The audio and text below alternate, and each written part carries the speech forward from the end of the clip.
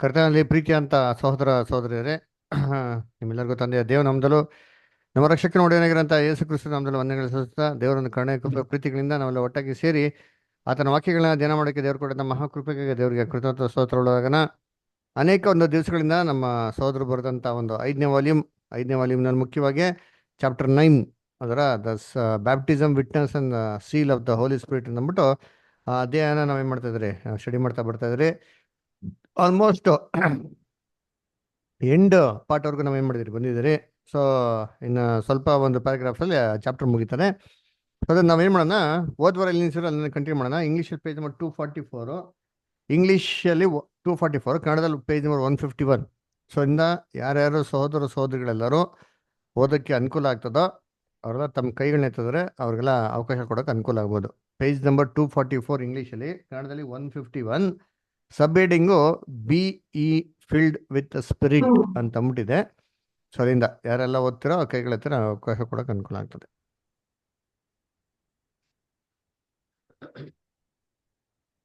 ನೀವು ಪವಿತ್ರಾತ್ಮ ಭರಿತರಾಗಿರ್ರಿ. B E filled with the spirit.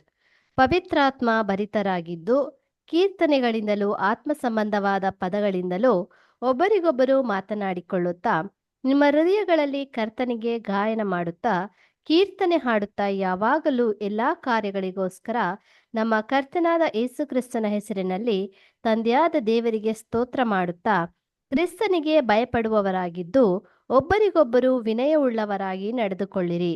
ಎಫೆಸ 5:18-20.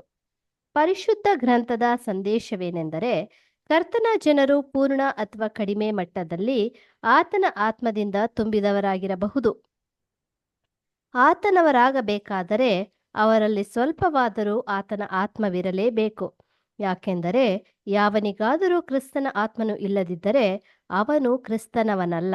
ರೋಮಾಯ 8:9.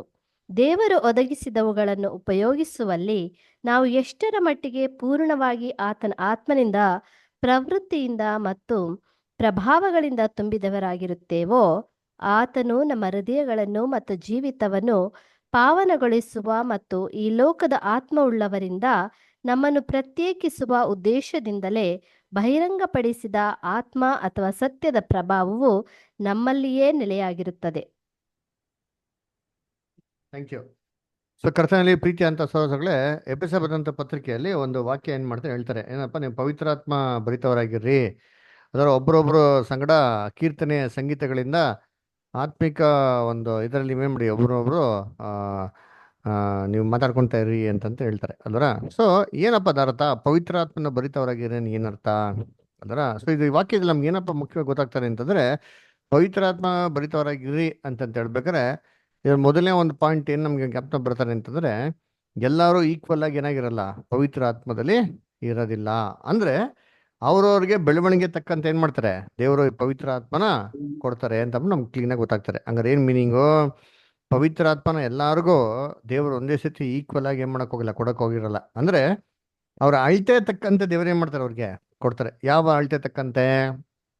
ಪವಿತ್ರ ಆತ್ಮ, ಹೋಲಿ ಸ್ಪಿರಿಟ್ ಅಂತ ನಾವೇನ್ ಹೇಳ್ತಿರೋ, ಎಷ್ಟೋ ಮಟ್ಟಿಗೆ ನಾವು ಹೋಲಿ ಆಗಿರ್ತಿರೋ, ಎಷ್ಟು ಮಟ್ಟಿಗೆ ನಾವು ನಮ್ಮನ್ನು ನಾವೇ ಪರಿಶುದ್ಧವಾಗಿ ಇಟ್ಕೊಂಡಿರ್ತಿರೋ, ಅಷ್ಟು ಮಟ್ಟಿಗೆ ದೇವರು ನಮ್ಗೆ ಏನ್ ಮಾಡ್ತಾರೆ, ಪವಿತ್ರ ಆತ್ಮ ನಮ್ಗೆ ಕೊಟ್ಟಿರ್ತಾರೆ. ಸೊ ಅದಕ್ಕೆ ನೋಡ್ಬೇಕಾದ್ರೆ ಎಲ್ಲರೂ ಈಕ್ವಲ್ ಆಗಿ ಇರಲ್ಲ. ಅದಕ್ಕೆ ಹೇಳ್ತಾರೆ, ನೀವು ಪವಿತ್ರ ಆತ್ಮನ ಭರಿತವರಾಗಿರಿ ಅಂತ ಏನ್ ಮಾಡ್ತಾರೆ ಹೇಳ್ತಾರೆ. ಸೊ ಇದು ಯಾರ ಮೇಲೆ ಡಿಪೆಂಡ್ ಆಗಿದೆ ಅಂತ ಹೇಳಿದ್ರೆ, ಯಾರು ಕಾನ್ಸಂಟ್ರೇಷನ್ ಮಾಡ್ಕೊಂಡಿದಾರೋ ಅವ್ರ ಮೇಲೆ ಕಂಪ್ಲೀಟ್ ಆಗಿ ಏನಾಗಿದೆ, ಇದು ಡಿಪೆಂಡ್ ಆಗಿದೆ. ಸೊ ಅವರು ಎಷ್ಟು ಮಟ್ಟಿಗೆ ದೇವ್ರಿಗಾಗೆ ಪ್ರತ್ಯೇಕವಾಗಿ ತಾನೇ ಒದಿಸಿಡ್ತಾರೋ, ಆಮೇಲೆ ಎಷ್ಟು ಮಟ್ಟಿಗೆ ದೇವರಿಂದ ಅವರು ಹತ್ರವಾಗಿದ್ದು ಲೋಕದಿಂದ ದೂರವಾಗಿರ್ತಾರೋ ಅಷ್ಟು ಮಟ್ಟಿಗೆ ಏನಾಗ್ತಾರೆ, ಇದು ಡಿಪೆಂಡ್ ಆಗ್ತದೆ ಅಂತ ಏನ್ ಮಾಡ್ತಾರೆ ಪ್ಯಾರಾಗ್ರಾಫ್ ಹೇಳ್ತಾರೆ. Okay, next paragraph next paragraph Amrita sister ಓದ್ಬೋದಾ? Yes brother. ಈ ವಾಕ್ಯ ಭಾಗದಲ್ಲಿ ಮತ್ತು ಇದೇ ರೀತಿಯ ವಾಕ್ಯ ಭಾಗಗಳಲ್ಲಿ ವೈಯಕ್ತಿಕವಾಗಿ ಒಬ್ಬ ಪವಿತ್ರಾತ್ಮನು ಇದ್ದಾನೆ ಎಂಬ ಯಾವುದೇ ಆಲೋಚನೆ ನಮಗೆ ಇರುವುದಿಲ್ಲ. ಇದಕ್ಕೆ ತೀರಾ ವ್ಯತಿರಿಕ್ತವಾಗಿ ಪವಿತ್ರಾತ್ಮನನ್ನು ಒಬ್ಬ ವ್ಯಕ್ತಿ ಎಂದು ತಿಳುಕೊಂಡರೆ ಅದನ್ನು ಪಡಕೊಳ್ಳುವವರನ್ನು ಹೆಚ್ಚು ಅಥವಾ ಕಡಿಮೆಯಾಗಿ ತುಂಬಿಕೊಳ್ಳಲು ಒತ್ತಾಯ ಪಡುವುದು ಅಸಂಬದ್ಧತೆ ಎಂದೆನಿಸುತ್ತದೆ. ಆತನು ದೊಡ್ಡವನಾದರೆ ಹೆಚ್ಚಾಗಿ ತುಂಬಿಕೊಳ್ಳುವನು, ಸಣ್ಣವನಾದರೆ ಕಡಿಮೆಯಾಗಿ ತುಂಬಿಕೊಳ್ಳುವನು. ಪವಿತ್ರಾತ್ಮನು ಒಬ್ಬ ವ್ಯಕ್ತಿಯಾಗಿ ತ್ರಯಕತ್ವದ ದೇವರುಗಳಲ್ಲಿ ಒಬ್ಬನಾಗಿ ಅತ್ಯುತ್ತಮನಿಗೆ ಸಮನಾಗಿದ್ದಾನೆಂದು ಊಹಿಸಿಕೊಳ್ಳುವಾಗ ಆತನು ಅಸಂಪೂರ್ಣ ಮನುಷ್ಯನ ಚಿಕ್ಕದಾದ ವಿಸ್ತಾರದಲ್ಲಿ ಪ್ರವೇಶಿಸಲು ಸಾಧ್ಯವಿಲ್ಲ ಮತ್ತು ಆ ಪುಟ್ಟ ಹೃದಯವನ್ನು ಪ್ರವೇಶಿಸಲು ಸಾಧ್ಯವಿಲ್ಲ. ಆದರೆ ದೇವರ ಶಕ್ತಿಯ ಮತ್ತು ಪ್ರಭಾವದ ನಿಜವಾದ ಆಲೋಚನೆಯು ನಮಗೆ ಅರ್ಥವಾಗುವಾಗ ಅಪೊಸ್ತಲನ ಎಚ್ಚರಿಕೆ ಮಾತುಗಳು ನಿಜವಾಗಿಯೂ ಸಮಗ್ರವಾಗಿ ಸಮಂಜಸವಾಗಿದೆ. ನಾವು ನಮ್ಮ ದೇವರ ಪವಿತ್ರವಾದ ಮನಸ್ಸು ಅಥವಾ ಪ್ರವೃತ್ತಿಯಿಂದ ತುಂಬಿಕೊಳ್ಳಲು ಬಯಸುವುದನ್ನು ಮುಂದುವರಿಸಬೇಕು. ಇವುಗಳು ದೇವರು ಪಡಕೊಂಡ ನಮ್ಮ ಕರ್ತನೂ ವಿಮೋಚಕನೂ ಆದ ಆತನ ಏಕೈಕ ಕುಮಾರನ ವ್ಯಕ್ತಿತ್ವದಲ್ಲಿ ಮತ್ತು ವಿಧೇಯತ್ವದಲ್ಲಿ ಅತ್ಯಂತ ಸುಂದರವಾಗಿ ನಿದರ್ಶಿಸಲ್ಪಟ್ಟಿದೆ. Thank you brother. Thank you sister. So ಕರ್ತನಲ್ಲಿ ಪ್ರೀತಿ ಅಂತ ಸೋದರ ಸೋದರಗಳೇ, ಇಲ್ಲಿ ಪವಿತ್ರ ಆತ್ಮನ ಭರಿತವರಾಗಿರಿ ಅಂತ ಏನಪ್ಪ ಅರ್ಥ ಅಂದ್ರೆ, ಏನೋ ಒಂದು ವ್ಯಕ್ತಿಯಿಂದ ನಾವು ಭರಿತವರಾಗಿರ್ಬೇಕಾ ಅಂತಂದ್ರೆ ಖಂಡಿತವಾಗೂ ಇಲ್ಲ. ಯಾಕಂದ್ರೆ ಸಾಮಾನ್ಯವಾಗಿ ತ್ರೈಕತ್ವ ಇರೋರು, ಆ ಉಪದೇಶದಲ್ಲಿ ನಂಬಿಕೆ ಇರೋರು ಏನಪ್ಪ ಮಾಡ್ತಾರೆ, ಈ ಒಂದು ಪವಿತ್ರಾತ್ಮ ಕೂಡ ಒಂದು ವ್ಯಕ್ತಿ, ತ್ರೈಕತ್ವದಲ್ಲಿ ಅದು ಒಂದು ದೇವರಾಗಿರೋದ್ರಿಂದ ಆ ಪವಿತ್ರಾತ್ಮ ನಮ್ಮಲ್ಲಿ ಏನಾಗಿರ್ಬೇಕು, ನೆಲೆಗೊಂಡಿರ್ಬೇಕು ಅಂತ ಹೇಳ್ತಾರೆ. ಸರಿ, ಪವಿತ್ರಾತ್ಮ ಒಂದು ವ್ಯಕ್ತಿ ಆಗಿರ್ಬೇಕಾದ್ರೆ ಅದು ಒಬ್ಬ ಮನುಷ್ಯನಲ್ಲಿ ಹೆಂಗೆ ಬಂದು ತುಂಬಿಕೊಂಡಿರೋದಕ್ಕೆ ಸಾಧ್ಯ ಅದರ. ಸೊ ಈ ವಾಕ್ಯದಲ್ಲಿ ನಮ್ಗೆ ಏನ್ ಹೇಳ್ತಾರೆ ಅಂದ್ರೆ, ಪವಿತ್ರಾತ್ಮ ಭರಿತವರಾಗಿರ್ರಿ ಅಂತ ಒಂದು ಥಾಟ್ ಅಲ್ಲಿ ನಮ್ಗೆ ಏನಪ್ಪ ಕ್ಲಿಯರ್ ಆಗಿ ಸ್ಪಷ್ಟವಾಗಿ ಗೊತ್ತಾಗ್ತಾರೆ ಅಂತಂದ್ರೆ, ಅವಾಗ ಹೇಳ್ದಂತೆ ಎಲ್ಲರಲ್ಲೂ ಈಕ್ವಲ್ ಆಗಿ ಏನಾಗಿರಕ್ಕೆ ಸಾಧ್ಯ ಇಲ್ಲ, ಇದು ಭರಿತವರಾಗಿರಕ್ಕೆ ಸಾಧ್ಯನೇ ಇಲ್ಲ. ಸರಿ, ಒಂದು ವ್ಯಕ್ತಿ ಒಬ್ರು ಮನುಷ್ಯರಲ್ಲಿ ಅರ್ಧಂಬರ್ಧ ತುಂಬ್ಕೊಳಕ್ ಸಾಧ್ಯನಾ? ಖಂಡಿತವಾಗೂ ಸಾಧ್ಯ ಇಲ್ಲ. ಹಂಗಾರೆ ಬಂದ್ರೆ ಪೂರ್ತಿ ಬರಬೇಕು, ಇಲ್ಲ ಅಂದ್ರೆ ಬರಲೇಬಾರ್ದು ಅದರ. ಸೊ ಪವಿತ್ರಾತ್ಮ ಭರಿತವರಾಗಿರಿ ಅಂತ ಬಿಡಿ ವ್ಯಕ್ತಿಗೆ ಹೋಲಿಕೆ ಮಾಡ್ಬೇಕಾದ್ರೆ, ಐದರ್ ಆ ವ್ಯಕ್ತಿ ದೊಡ್ಡ ಮನುಷ್ಯ ಆಗಿರ್ಬೇಕು, ಇಲ್ಲ ಒಂದು ಚಿಕ್ಕ ಮನುಷ್ಯ ಆಗಿರ್ಬೇಕು ಅದರ. ಆವಾಗೇನೆ ಪವಿತ್ರಾತ್ಮ ಅಂದ್ಬಿಟ್ಟು ಹೆಚ್ಚಾಗಿ ತುಂಬಿದೆ ಅಥವಾ ಕಮ್ಮಿಯಾಗಿ ತುಂಬಿದೆ ಅಂತ ಹೇಳಕ್ಕೆ ಸಾಧ್ಯ ಅಲ್ವರ. ಅದು ಮಾತ್ರ ಅಲ್ಲ, ಯೋಚನೆ ಮಾಡಿರ್ತೀನಿ, ಪರಿಶುದ್ಧವಾಗಿರೋ ಪರಲೋಕದಲ್ಲಿರುವ ತಂದೆಯ ದೇವರು ಏನ್ರಿ, ಅವರು ಏನ್ರಿ ಒಬ್ಬ ಮನುಷ್ಯನಲ್ಲಿ ಅವರೇ ಖುದ್ದಾಗಿ ಬಂದು ವಾಸ ಮಾಡಕ್ ಸಾಧ್ಯನಾ? ಅದು ಪಾಪಿಷ್ಟ ಮನುಷ್ಯರಲ್ಲಿ. ದೇವರು ಪಾಪ ಮಾಡಿದ ಮೇಲೆ ಮನುಷ್ಯನ ಈಡೇನ್ ತೊರೆದು ಹೊರಗಡೆ ಏನ್ ಮಾಡ್ತಾರೆ, ಅವ್ರನ್ನ ಕಳಿಸ್ಬಿಡ್ತಾರೆ ಅದರ. ಈಡೇನ್ ತೊರೆದು ಹೊರಗಡೆ ಕಳಿಸ್ಬೇಕಾದ್ರೆ ಈಡೇನ್ ತೊರೆದು ಒಳಗಡೆನೆ ತಿರ್ಗಿ ಏನ್ ಮಾಡಕ್ ಹೋಗಿಲ್ಲ, ದೇವ್ರು ಅವ್ರಿಗೆ ಆಕ್ಸೆಸ್ ಕೊಡಕ್ ಹೋಗಿಲ್ಲ ಅಲ್ವರ. ಕಂಪ್ಲೀಟ್ ಆಗಿ ಏನ್ ಮಾಡಿದ್ರು, ಕಟ್ ಆಫ್ ಮಾಡಿದ್ರು.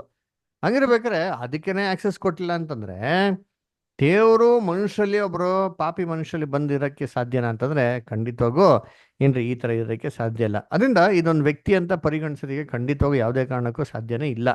ಆದ್ರೆ ಅದು ಬದಲಾಗೆ ನಾವು ಸತ್ಯವೇದಲ್ಲಿ ಓದಿದಂಥ ರೀತಿಯಲ್ಲಿ ಪವಿತ್ರಾತ್ಮ ಅಂದ್ಬಿಟ್ಟು ಒಂದು ಶಕ್ತಿ ಅಂತ ಬಿಟ್ಟು ಹಾಕ್ಬಿಟ್ಟು ನಾವು ಕರೆಕ್ಟಾಗಿ ಅಪ್ಲೈ ಮಾಡಿ ಓದಿದ್ರೆ ಇದು ಕ್ಲೀನಾಗಿ ನಮ್ಗೆ ಏನಾಗ್ತದೆ, ಅರ್ಥಭರಿತವಾಗೆ ನಮಗೆ ಕ್ಲೀನಾಗಿ ಗೊತ್ತಾಗ್ತದೆ. ಅದಕ್ಕೆ ಇದನ್ನ ಎಲ್ಲಿ ನಾವು ಎಕ್ಸಾಂಪಲ್ ಕ್ಲೀನಾಗಿ ನೋಡ್ಬಂದ್ರೆ, ನಮ್ಮ ಯೇಸು ಕ್ರಿಸ್ತನ ನೋಡ್ಬೋದು.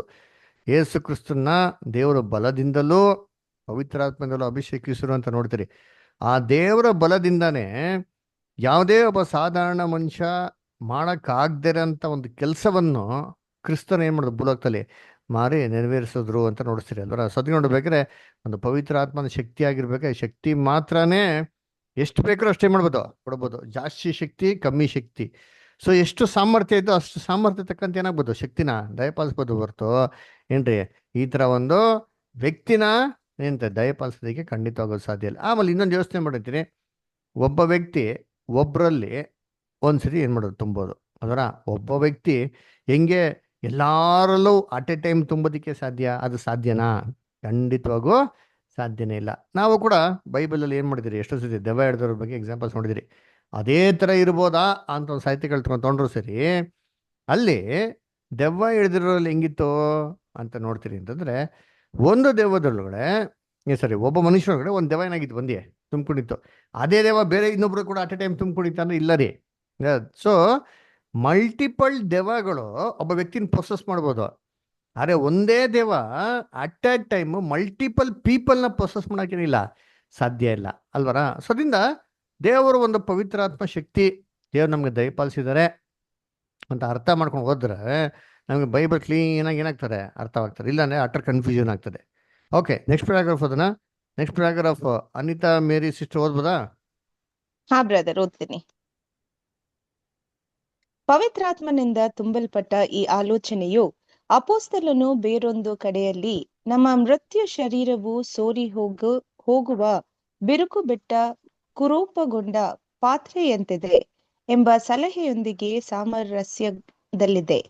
ಆದರೆ ದೇವರು ಇದರಲ್ಲಿ ತನ್ನ ಪವಿತ್ರಾತ್ಮನು ತುಂಬಿಕೊಳ್ಳಲು ಅನುಮತಿಸಿದ್ದಾನೆ. ಅಪೋಸ್ತಲನ ಸಲಹೆ ಏನೆಂದರೆ, ನಾವು ನಮ್ಮ ಸ್ವಂತ ಅಸಮರ್ಪಕತೆಯನ್ನು ಮತ್ತು ಸುವಾರ್ತೆಯ ಮೂಲಕ ದೇವರಿಂದ ಸ್ಫೂರ್ತಿ ಹೊಂದಿದವರಾಗಿ ನಾವು ಪವಿತ್ರ ಪ್ರಭಾವವು ಸೋರಿ ಹೋಗುವ ಸಾಧ್ಯತೆಯನ್ನು ತಿಳಿದಿರುವ ದೃಷ್ಟಿಯಲ್ಲಿ ನಾವು ಹೆಚ್ಚು ಪ್ರಾಮಾಣಿಕವಾದ ಗಮನವನ್ನು ಕೊಡಬೇಕಾಗುತ್ತದೆ. ಇಲ್ಲವಾದಲ್ಲಿ ಇವುಗಳು ನಮ್ಮಿಂದ ಸೋರಿ ಹೋಗಲು ನಾವು ಬಿಟ್ಟು ಬಿಡುತ್ತೇವೆ. ಯಾಕೆಂದರೆ ಈ ನಿಕ್ಷೇಪವು ಮಣ್ಣಿನ ಘಟಕಗಳಲ್ಲಿ ನಮಗುಂಟು. ಪವಿತ್ರಾತ್ಮವು ದೇವರೊಡನೆ ಸಾಮರಸ್ಯವಾಗಿರುವ ನೂತನ ಮನಸ್ಸು. 2 ಕೊರಿಂಥ್ಯ 4:7, ಇಬ್ರಿಯ 2:1 ಸಹ ನೋಡಿರಿ. ಇದು ನಮ್ಮ ಒಡೆಯನ ಹೆಜ್ಜೆ ಜಾಡಿನಲ್ಲಿ ನಡೆಯುವವರಿಗೆ, ಕ್ರಿಸ್ತನ ಶ್ರಮೆಗಳಲ್ಲಿ ಮತ್ತು ಅದನ್ನು ಅನುಸರಿಸುವ ಮಹಿಮೆಯಲ್ಲಿ ಪಾಲುಗಾರರಾಗುವವರಿಗೆ, ಕರ್ತನ ಮಾರ್ಗದಲ್ಲೆದ್ದು ಪವಿತ್ರಾತ್ಮನಿಂದ ತುಂಬಿಕೊಳ್ಳಲು ಬಯಸುವವರಿಗೆ ಯೋಗ್ಯವಾಗಿದೆ. ಈ ಗುರಿಯನ್ನು ಮುಟ್ಟಲು ನಾವು ಕರ್ತನಿಗೆ ಮತ್ತು ಆತನ ದೇಹದ ಸಹ ಅಂಗಗಳಿಗೆ ಸಮೀಪಸ್ಥರಾಗಿರಬೇಕು. ಸಹಾನುಭೂತಿಯಲ್ಲಿ, ಪ್ರೀತಿಯಲ್ಲಿ, ಸಹಕಾರದಲ್ಲಿ ಸಮೀಪವಾಗಿರಬೇಕು. ಮತ್ತು ನಾವು ಸಮಸ್ತ ಸಭೆಯನ್ನು ಪಾವನಗೊಳಿಸುವ ಪ್ರಭಾವದ ಬುಗ್ಗೆಯಾಗಿರುವ ದೇವರ ವಾಕ್ಯಕ್ಕೆ ನಿಕಟವಾಗಿರಬೇಕು. ಇವರನ್ನು ಸತ್ಯದಲ್ಲಿ ಪ್ರತಿಷ್ಠೆಪಡಿಸು. ನಿನ್ನ ವಾಕ್ಯವೇ ಸತ್ಯವು. ಯೋಹಾನ 17:17. Thank you sister. ಸೊ ಇಲ್ಲಿ ನೋಡ್ಬೇಕಾದ್ರೆ ಇಲ್ಲಿ ಪವಿತ್ರಾತ್ಮನ ಭರಿತವರಾಗಿರಿ ಅಂತಂದ್ರೆ ಇದನ್ನ ಅರ್ಥ ಮಾಡ್ಕೊಬೇಕಾದ್ರೆ ಅಪೊಸ್ತಲ ಪೌಲು ಇದಕ್ಕೆ ಈಕ್ವಲ್ ಆಗಿರೋಂಥ ಇನ್ನೊಂದು ಟರ್ಮ್ ಏನ್ ಮಾಡ್ತಾರೆ, ಬೈಬಲ್ ಯೂಸ್ ಮಾಡ್ತಾರೆ. ಏನಪ್ಪಾ ಅಂತಂದ್ರೆ 2 ಕೊರಿಂಥಿಯನ್ಸ್ 4:7 ಯೂಸ್ ಮಾಡ್ತಾರೆ. ಏನು ಯೂಸ್ ಮಾಡ್ತಾರೆ ಅಂತಂದ್ರೆ, ದೇವರು ಈ ನಿಕ್ಷೇಪವನ್ನು ಮಣ್ಣಿನ ಘಟಕದಲ್ಲಿ ಇಟ್ಟಿದ್ದಾರೆ ಅಂತ ನಾವೇನ್ ಮಾಡ್ತೀವಿ, ವಾಕ್ಯ ಓಡ್ತೀವಿ ಅಲ್ಲ. ಏನಪ್ಪ ಅದ ಅರ್ಥ ಅಂದ್ರೆ, god has kept this treasure in earth and vessel ಅಂತ ನೋಡ್ತೀರಿ. ಏನಪ್ಪ ಅದು ಟ್ರೆಷರ್ ಅಂತಂದ್ರೆ, ಅತಿ ಅಮೂಲ್ಯವಾಗಿರೋಂಥ ಒಂದು ಬೆಳೆ ಉಳ್ಳಂಥ ವಸ್ತುನ ದೇವರು ಮಣ್ಣಿನ ಮಡಿಕೆಯಲ್ಲಿ ಇಟ್ಟವ್ರೆ ಅಂತ ನೋಡ್ತೀರಿ. ಏನದು ಟ್ರೆಷರ್ ಅಂತಂದ್ರೆ, ದೇವರು ನಮಗೆ ಕೊಟ್ಟಿರಂತ ಆತನ ಒಂದು ಬಲ, ಅದೇ ಎಲ್ಲದಕ್ಕಿಂತ ಶಕ್ತಿಶಾಲಿಯಾಗಿರೋದು ಅಲ್ವರ. ನೋಡ್ಬೇಕಾರೆ ಏನ್ರಿ, ಪ್ರೆಷಸ್ ಥಿಂಗ್ ಅದರ ದೇವರ ಒಂದು ದೃಷ್ಟಿಯಲ್ಲಿ ತುಂಬಾ ಅಮೂಲ್ಯವಾಗಿರೋದಂದ್ರೆ ಆತನ ಒಂದು ಬಲ, ಶಕ್ತಿ ಅಲ್ವರ. ಇದನ್ನ ದೇವರು ಎಲ್ಲಪ್ಪ ಇಟ್ಟಾರೆ ಅಂತಂದ್ರೆ ನಮ್ಮ ಒಂದು ದೇಹದಲ್ಲಿ. ಈ ದೇಹನ ಬೈಬಲ್ ಏನಕ್ಕೆ ಹೋಲಿಕೆ ಮಾಡ್ತಾರೆ ಅಂದ್ರೆ, ಒಂದು ಮಣ್ಣಿನ ಘಟಕ ಅಂತ ಬಿಟ್ಟು, ಮಣ್ಣಿನ ಮಡಿಕೆ ಅಂತ ಅಂದ್ಬಿಟ್ಟು ಅಲ್ವರ. ಯಾಕೆ ಮಣ್ಣಿನ ಮಡಿಕೆ ಕಂಪೇರ್ ಮಾಡ್ತಾರೆ ಅಂತಂದ್ರೆ, ಈ ಮಣ್ಣಿನ ಮಡಿಕೆ ಅದರ ಕ್ವಾಲಿಟಿ ಏನಪ್ಪ ಅಂದ್ರೆ, ಅದು ಲೀಕಿ ವೇಸಲ್. ಯಾರು ಇವಾಗ ಬೇಸಿಗೆಗೆಲ್ಲ ಬಂದು ನೋಡಿರ್ತೀನಿ, ಎಲ್ಲ ಸಾಮಾನ್ಯವಾಗಿ ಮಾಡ್ತಾರೆ, ಫ್ರಿಜ್ ಯೂಸ್ ಮಾಡ್ತಾರೆ. ಫ್ರಿಜ್ ಇಲ್ಲ ಏನು ಮಾಡ್ತಾರೆ, ಮಡಿಕೆ ಮಡಿಕೆಗೆ ಏನು ಮಾಡ್ತಾರೆ, ಚೆನ್ನಾಗಿ ನೀರು ತುಂಬಿ ಸಿಕ್ಬಿಡ್ತಾರೆ. ಅದರ ನೀರು ತುಂಬಿ ಸಿಕ್ಕರೆ ಆ ಮಣ್ಣಿನ ಮಡಿಕೆ ಏನಾಗ್ತಾರೆ, ಹಂಗೆ ತಂಪಾಗಿರ್ತಾರೆ. ಅದರ ಹೇಗಪ್ಪ ಅಂತ ನೋಡಿದ್ರೆ, ಅಲ್ಲಿ ಹಾಕಿರೋ ನೀರು ಹಂಗೆ ಇರ್ತದ ಅಂತಂದ್ರೆ ಇಲ್ಲ ರೀ. ಆ ನೀರು ಏನಾಗ್ತದೆ, ಹಂಗೆ ಆ ಒಂದು ಪೋರಸ್ ಹೋಲ್ಸ್ಗಳ ಮುಖಾಂತರ ಲೈಟಾಗಿ ಏನಾಗ್ತದೆ, ಹಂಗೆ ಎವಾಪರೇಟ್ ಆಗ್ತಾ ಇರ್ತಾರೆ ನೋಡಿರ್ತೀರಿ. ಆ ಎವಾಪರೇಟ್ ಆಗ್ತಾ ಇರೋದ್ರಿಂದ ಆ ಒಳಗಡೆ ಇರೋಂಥ ನೀರು ತಂಪಾಗಿ ಯಾವಾಗ ಇರ್ತಾರೆ ಅಲ್ಲರ. ನೀವು ಫುಲ್ಲಾಗಿ ನೀರು ತುಂಬಿದ್ರೆ ಅದೇನಾಗಿರ್ತದೆ, ಸ್ವಲ್ಪ ಹೊತ್ತು ಅಲ್ಲ, ನೀರು ಸ್ವಲ್ಪ ಏನಾಗ್ತದೆ, ಕಮ್ಮಿ ಹಾಗೆ ಆಗ್ತದೆ. ಇದೇ ರೀತಿ ನಮ್ಮ ದೇಹ ಕೂಡ ಲೀಕಿ ವೆಸಲ್ ರೀ. ಅಂದ್ರೆ ಏನರ್ಥ, ನಾವು ಕಾನ್ಸಂಟ್ರೇಷನ್ ಮಾಡ್ಕೊಬೇಕಾದ್ರೆ ನಮಗೆ ಸ್ವಲ್ಪ ಅಂತಂದ್ಬಿಟ್ಟು ದೇವ್ರು ಏನು ಮಾಡ್ತಾರೆ, ಒಂದು ಗಾತ್ರದಲ್ಲಿ ಹೋಲಿಸ್ಬಿಟ್ಟು ಕೊಟ್ಟಿರ್ತಾರೆ. ಯಾರ ಅಷ್ಟೇ ಸಾಕು, ನಾವು ಓಟೋಡ್ ಮುಗಿಸ್ಬಿಡ್ತೀನಿ ಅಂತಲೇ ಅಂತಂದ್ರೆ ಸಾಕ ಅಂತಂದ್ರೆ ಇಲ್ಲ ರೀ, ದಟ್ಸ್ ಇಂಪಾಸಿಬಲ್ ರೀ. ಅದನ್ನ ಏನು ಮಾಡಬೇಕು, ದಿನ ನಾವು ಇವಾಗ ಬೆಳೆಸ್ಕೊಬೇಕು. ದಿನ ಅದ್ರಲ್ಲಿ ಏನಾಗಬೇಕು, ಬೆಳೀತಾ ಬೆಳೀತಾ ಬೆಳೀತಾ ಬೆಳೀತಾ ಏನಾಗಬೇಕು, ಇನ್ಕ್ರೀಸ್ ಆಗಬೇಕು. ಅದಕ್ಕೆ ಬೈಬಲ್ ಹೇಳ್ತಲ್ಲ, ಇವುಗಳು ನಿಮ್ಮಲ್ಲಿ ಇದ್ದುಕೊಂಡು ಹೆಚ್ಚುತ್ತಾ ಬಂದರೆ ಅಂತ ಪೇತ್ರದಲ್ಲಿ ಹೇಳ್ತಾರಲ್ಲ, ಅವಾಗ ದೇವರ ವಾಕ್ಯದಲ್ಲಿ ನಿಷ್ಫಲರಾಗಿರೋದಿಲ್ಲ ಅಂತ ವಾಕ್ಯ ಹೇಳ್ತಾರೆ, ಗೊತ್ತಾ. ಸೊ ಇವೆಲ್ಲ ನಮ್ಮಲ್ಲಿ ಇದ್ದೇನಾಗಬೇಕು, ಹೆಚ್ಚುತ್ತಾ ಬರ್ಬೇಕ್ರಿ. ಅದೇನಾಗಬೇಕು, ನಮ್ಮಲ್ಲಿ ಇದು ಇನ್ಕ್ರೀಸ್ ಆಗಬೇಕು. ಸೊ ಹೆಂಗೆ ಇನ್ಕ್ರೀಸ್ ಮಾಡ್ಕೊಳೋದು, ಏನು ಟರ್ಮ್ಸ್ ಆ್ಯಂಡ್ ಕಂಡೀಷನ್ಸು ಅಂತಂದರೆ ಏನ್ರಿ, ಹೆಂಗಪ್ಪ ಇನ್ಕ್ರೀಸ್ ಮಾಡ್ಕೊಂಬಿಡ ಅಂತಂದರೆ, ನಾವು ದೇವರ ಸಹೋದರಿಗಳ ಜೊತೆ ಅನ್ಯೋನ್ಯತೆಯಲ್ಲಿ ಇರಬೇಕು. ಆಮೇಲೆ ಸತ್ಯದ ಮೇಲೆ ಸಿಂಪತಿ, ಸಹೋದರಿಗಳ ನಮ್ಗೆ ಏನಾಗಿರ್ಬೇಕು, ದಯೆ, ಕರುಣೆ ಅಂತ ಏನಾಗಿರ್ಬೇಕು ಇರಬೇಕು. ಆಮೇಲೆ ದೇವ್ರ ಮೇಲೆ ಪ್ರೀತಿ, ಸತ್ಯದ ಮೇಲೆ ಪ್ರೀತಿ ಏನಾಗಿರ್ಬೇಕು ನಮಗೆ ಇರ್ಬೇಕ್ರಿ. ಅವಾಗಿತ್ತು ಅಂತಂದ್ರೆ ಅದರಲ್ಲೇ ಪಳಗಿ ಪಳಗಿ ಪಳಗಿ ಪಳಗಿ ನಾವೇನಾಗ್ತೀರಿ ಅದೇ ಥರ ಆಗ್ಬಿಡ್ತಾರೆ ಅಲ್ವರ. ಇವಾಗ ಯೋಚನೆ ಮಾಡಿರ್ತೀನಿ, ನಾವು ಸ್ಕೂಲಲ್ಲಿ ಬರೀ ಸೈನ್ಸೇ ಓದ್ತಾ ಇದ್ರೆ ಏನಾಗ್ಬಿಡ್ತೀರಿ, ಸೈನ್ಸ್ ಸ್ಟೂಡೆಂಟ್ ಆಗ್ತೀರಿ. ಬರೀ ಕಂಪ್ಯೂಟರ್ಸೇ ಓದ್ತಾ ಇದ್ರೆ ಕಂಪ್ಯೂಟರ್ ಸ್ಟೂಡೆಂಟ್ ಆಗ್ತೀರಿ. ಅದಕ್ಕೆ ನೋಡ್ಬೇಕಾದ್ರೆ ನೀವು ನೋಡ್ಬೋದು ಏನ್ರಿ, ಒಂದು ಹೈಯರ್ ಎಜುಕೇಷನ್ ಆದಮೇಲೆ ಒಂದು ಲೆವೆಲ್ ಮೇಲೆ ಏನು ಮಾಡ್ತಾರೆ, ಬೈಫಿಕೇಶನ್ಸ್ ಬರ್ತಾರೆ. ಸೈನ್ಸ್ ಓದೋರೆಲ್ಲ ಎಲ್ಗೋಗ್ಬೋದಾ, ಸೀದಾ ಸೈಂಟಿಸ್ಟ್ ಆಗ್ಬೋದು, ಫಿಸಿಕ್ಸು ಮ್ಯಾಥಮೆಟಿಕ್ಸ್ ಓದೋರು, ಇಲ್ಲ ನಾ ಬಯಾಲಜಿ ಓದೋರು ಏನು ಮಾಡ್ಬೇಕು, ಡಾಕ್ಟ್ರಿಗೆ ಹೋಗ್ಬೋದು. ಕಂಪ್ಯೂಟರ್ಸ್ ಓದೋರು ಕಂಪ್ಯೂಟರ್ ಫೀಲ್ಡ್ಗೆ ಏನು ಮಾಡ್ದೋ ಹೋಗ್ಬೋದು. ಏನಕ್ಕೆ ಅಂದರೆ ಆ ಫೀಲ್ಡಲ್ಲಿ ಅವ್ರು ಎಕ್ಸಲೆನ್ಸ್ ಆಗಿರ್ತಾರೆ. ಅಂದರೆ ಅದರಲ್ಲೇ ಏನು ಮಾಡ್ತಾರೆ, ಅವರು ಧ್ಯಾನ ಮಾಡ್ತಾರೆ, ಅದರಲ್ಲೇ ಮುಳುಗಿರೋದ್ರಿಂದ ಅದರಲ್ಲೇ ಬೆಳಿತಾರೆ. ಇದೇ ರೀತಿ ನಾವು ದೇವರ ಸತ್ಯದಲ್ಲಿ ಎಷ್ಟು ಹತ್ತಿರವಾಗಿರ್ತಾರೋ ಅಷ್ಟು ದೇವರ ಒಂದು ಜ್ಞಾನ, ದೇವರ ಒಂದು ಬುದ್ಧಿ, ದೇವರ ಒಂದು ತಿಳುವಳಿಕೆ, ದೇವರ ಒಂದು ಮನಸ್ಸಿಗೆ ಹತ್ತಿರವಾಗಿ ಇರ್ತೀರಿ. ಅದಕ್ಕೆ ಬೈಬಲ್ನಲ್ಲಿ ವಾಕ್ಯ ಹೇಳ್ತಾರೆ, ಯೋಹಾನ 17:17 ಓದ್ರಿ ಯಾರಾದ್ರ, ಜಾನ್ 17:17 ಓದ್ರಿ ನೋಡೋಣ. ಯೋಹಾನ 17ನೇ ಅಧ್ಯಾಯ 17ನೇ ವಾಕ್ಯ. ನಿನ್ನ ಓದ್ಲಾ ಬ್ರದರ್? ಓದಿ ಸರ್. ನಿನ್ನ ವಾಕ್ಯವೇ ಸತ್ಯವು, ನೀನು ನನ್ನನ್ನು ಲೋಕಕ್ಕೆ ಸ್ವಲ್ಪ ಕಳಿಸಿಕೊಟ್ಟಂತೆ ಮುಂಚೆಯಿಂದ ಓದಿ. ಲೋಕ ಇದ ಬ್ರದರ್, ಲೋಕದಲ್ಲಿರುವವರೆಲ್ಲರೂ ಇವರನ್ನು ಸತ್ಯದಲ್ಲಿ ಸೇರಿಸಿ ಪ್ರತಿಷ್ಠೆ ಪಡಿಸು. ನಿನ್ನ ವಾಕ್ಯವೇ ಸತ್ಯವು, ನೀನು ನೋಡ್ರ, ನನ್ನನ್ನು ನೋಡಿ ಇವ್ರನ್ನ ಏನ್ ಮಾಡೋ, ಸತ್ಯದಲ್ಲಿ ಸೇರಿಸಿ ಪ್ರತಿಷ್ಠೆ ಪಡಿಸು ಅಂತ ಹೇಳ್ತಾರೆ. ಸತ್ಯದಲ್ಲಿ ಸೇರಿಸ್ಬೇಕಂತೆ, ಸತ್ಯಕ್ಕೆ ಕರ್ಕೊಂಬರ್ಬೇಕಂತೆ, ಆಮೇಲೆ ಏನ್ ಮಾಡಬೇಕು, ಪ್ರತಿಷ್ಠೆ ಪಡಿಸ್ಬೇಕು ಅಂತ ಹೇಳ್ತಾರೆ. ಅಂದ್ರೆ ಏನು, ಕಾನ್ಸಿಕ್ರೇಷನ್ ಮಾಡಿಸ್ಬೇಕು ಅಂತ ಹೇಳ್ತಾರೆ. ಸತ್ಯಕ್ಕೆ ಬಂದ್ಮೇಲೆ ಸತ್ಯ ಕೇಳ್ಬಿಡ್ತೀನಿ, ಹಂಗೆ ಇದ್ಬಿಡ್ತೀನಿ, ಕಾನ್ಸಿಕ್ರೇಷನ್ ಮಾಡೋಣ ಆಯ್ತದ ಅಂದ್ರೆ ಆಗಲ್ಲ ರೀ. ಕಾನ್ಸಿಕ್ರೇಷನ್ ಏನ್ರಿ is a condition. It is not compulsory, but it is a condition that you should fulfil. ಆ ಕಂಡೀಷನ್ ಫುಲ್ಫಿಲ್ ಮಾಡಲ್ಲ ಅಂತಂದ್ರೆ ದೇವರ ಅನ್ಯ ಸುವಾರ್ತೆಗಳು ಬರೋಕ್ಕೆ ಸಾಧ್ಯನೇ ಇಲ್ಲ. ಅದಕ್ಕೆ ನೋಡ್ಬೇಕಾದ್ರೆ ಹೆಂಗಪ್ಪ ಅಂದ್ರೆ ಸತ್ಯಕ್ಕೆ ಸೇರಿಸು, ಪ್ರತಿಷ್ಠೆ ಪಡಿಸು, ಆಮೇಲೆ ಅವ್ರನ್ನ ಹೆಂಗೆ ಇನ್ನೇ ಮುಂದಕ್ಕೆ ಏನು ಹೇಳ್ತಾರೆ, ಅವ್ರನ್ನ ಏನು ಮಾಡು, ನಿನ್ನ ವಾಕ್ಯವೇ ಸತ್ಯವು ಅಂತ ಹೇಳ್ತಾರೆ. ಹೆಂಗಪ್ಪ ಪ್ರತಿಷ್ಠೆ ಪಡಿಸೋದು ಅಂತಂದ್ರೆ, ಹೆಂಗೆ ಕಾನ್ಸಿಕ್ರೇಷನ್ಗೆ ಕರ್ಕೊಂಬರೋದು, ಹೆಂಗೆ ಅವ್ರನ್ನ ಪರಿಶುದ್ಧಗೊಳಿಸೋದು ಅಂತಂದ್ರೆ, ನಿನ್ನ ವಾಕ್ಯನೇ ಏನ್ರಿ ಸತ್ಯವು ಅಂತ ಹೇಳ್ತಾರೆ. ಹಂಗಾರೆ ಹೆಂಗಪ್ಪ ಅವ್ರನ್ನ ಬೆಳೆಸೋದು, ಹೆಂಗೆ ಕಾನ್ಸಿಕ್ರೇಷನ್ ಕರ್ಕೊಬೋದು, ಕಾನ್ಸಿಕ್ರೇಷನ್ ಹೆಂಗೆ ಡೆವಲಪ್ ಆಗಂದ್ರೆ ಸತ್ಯ.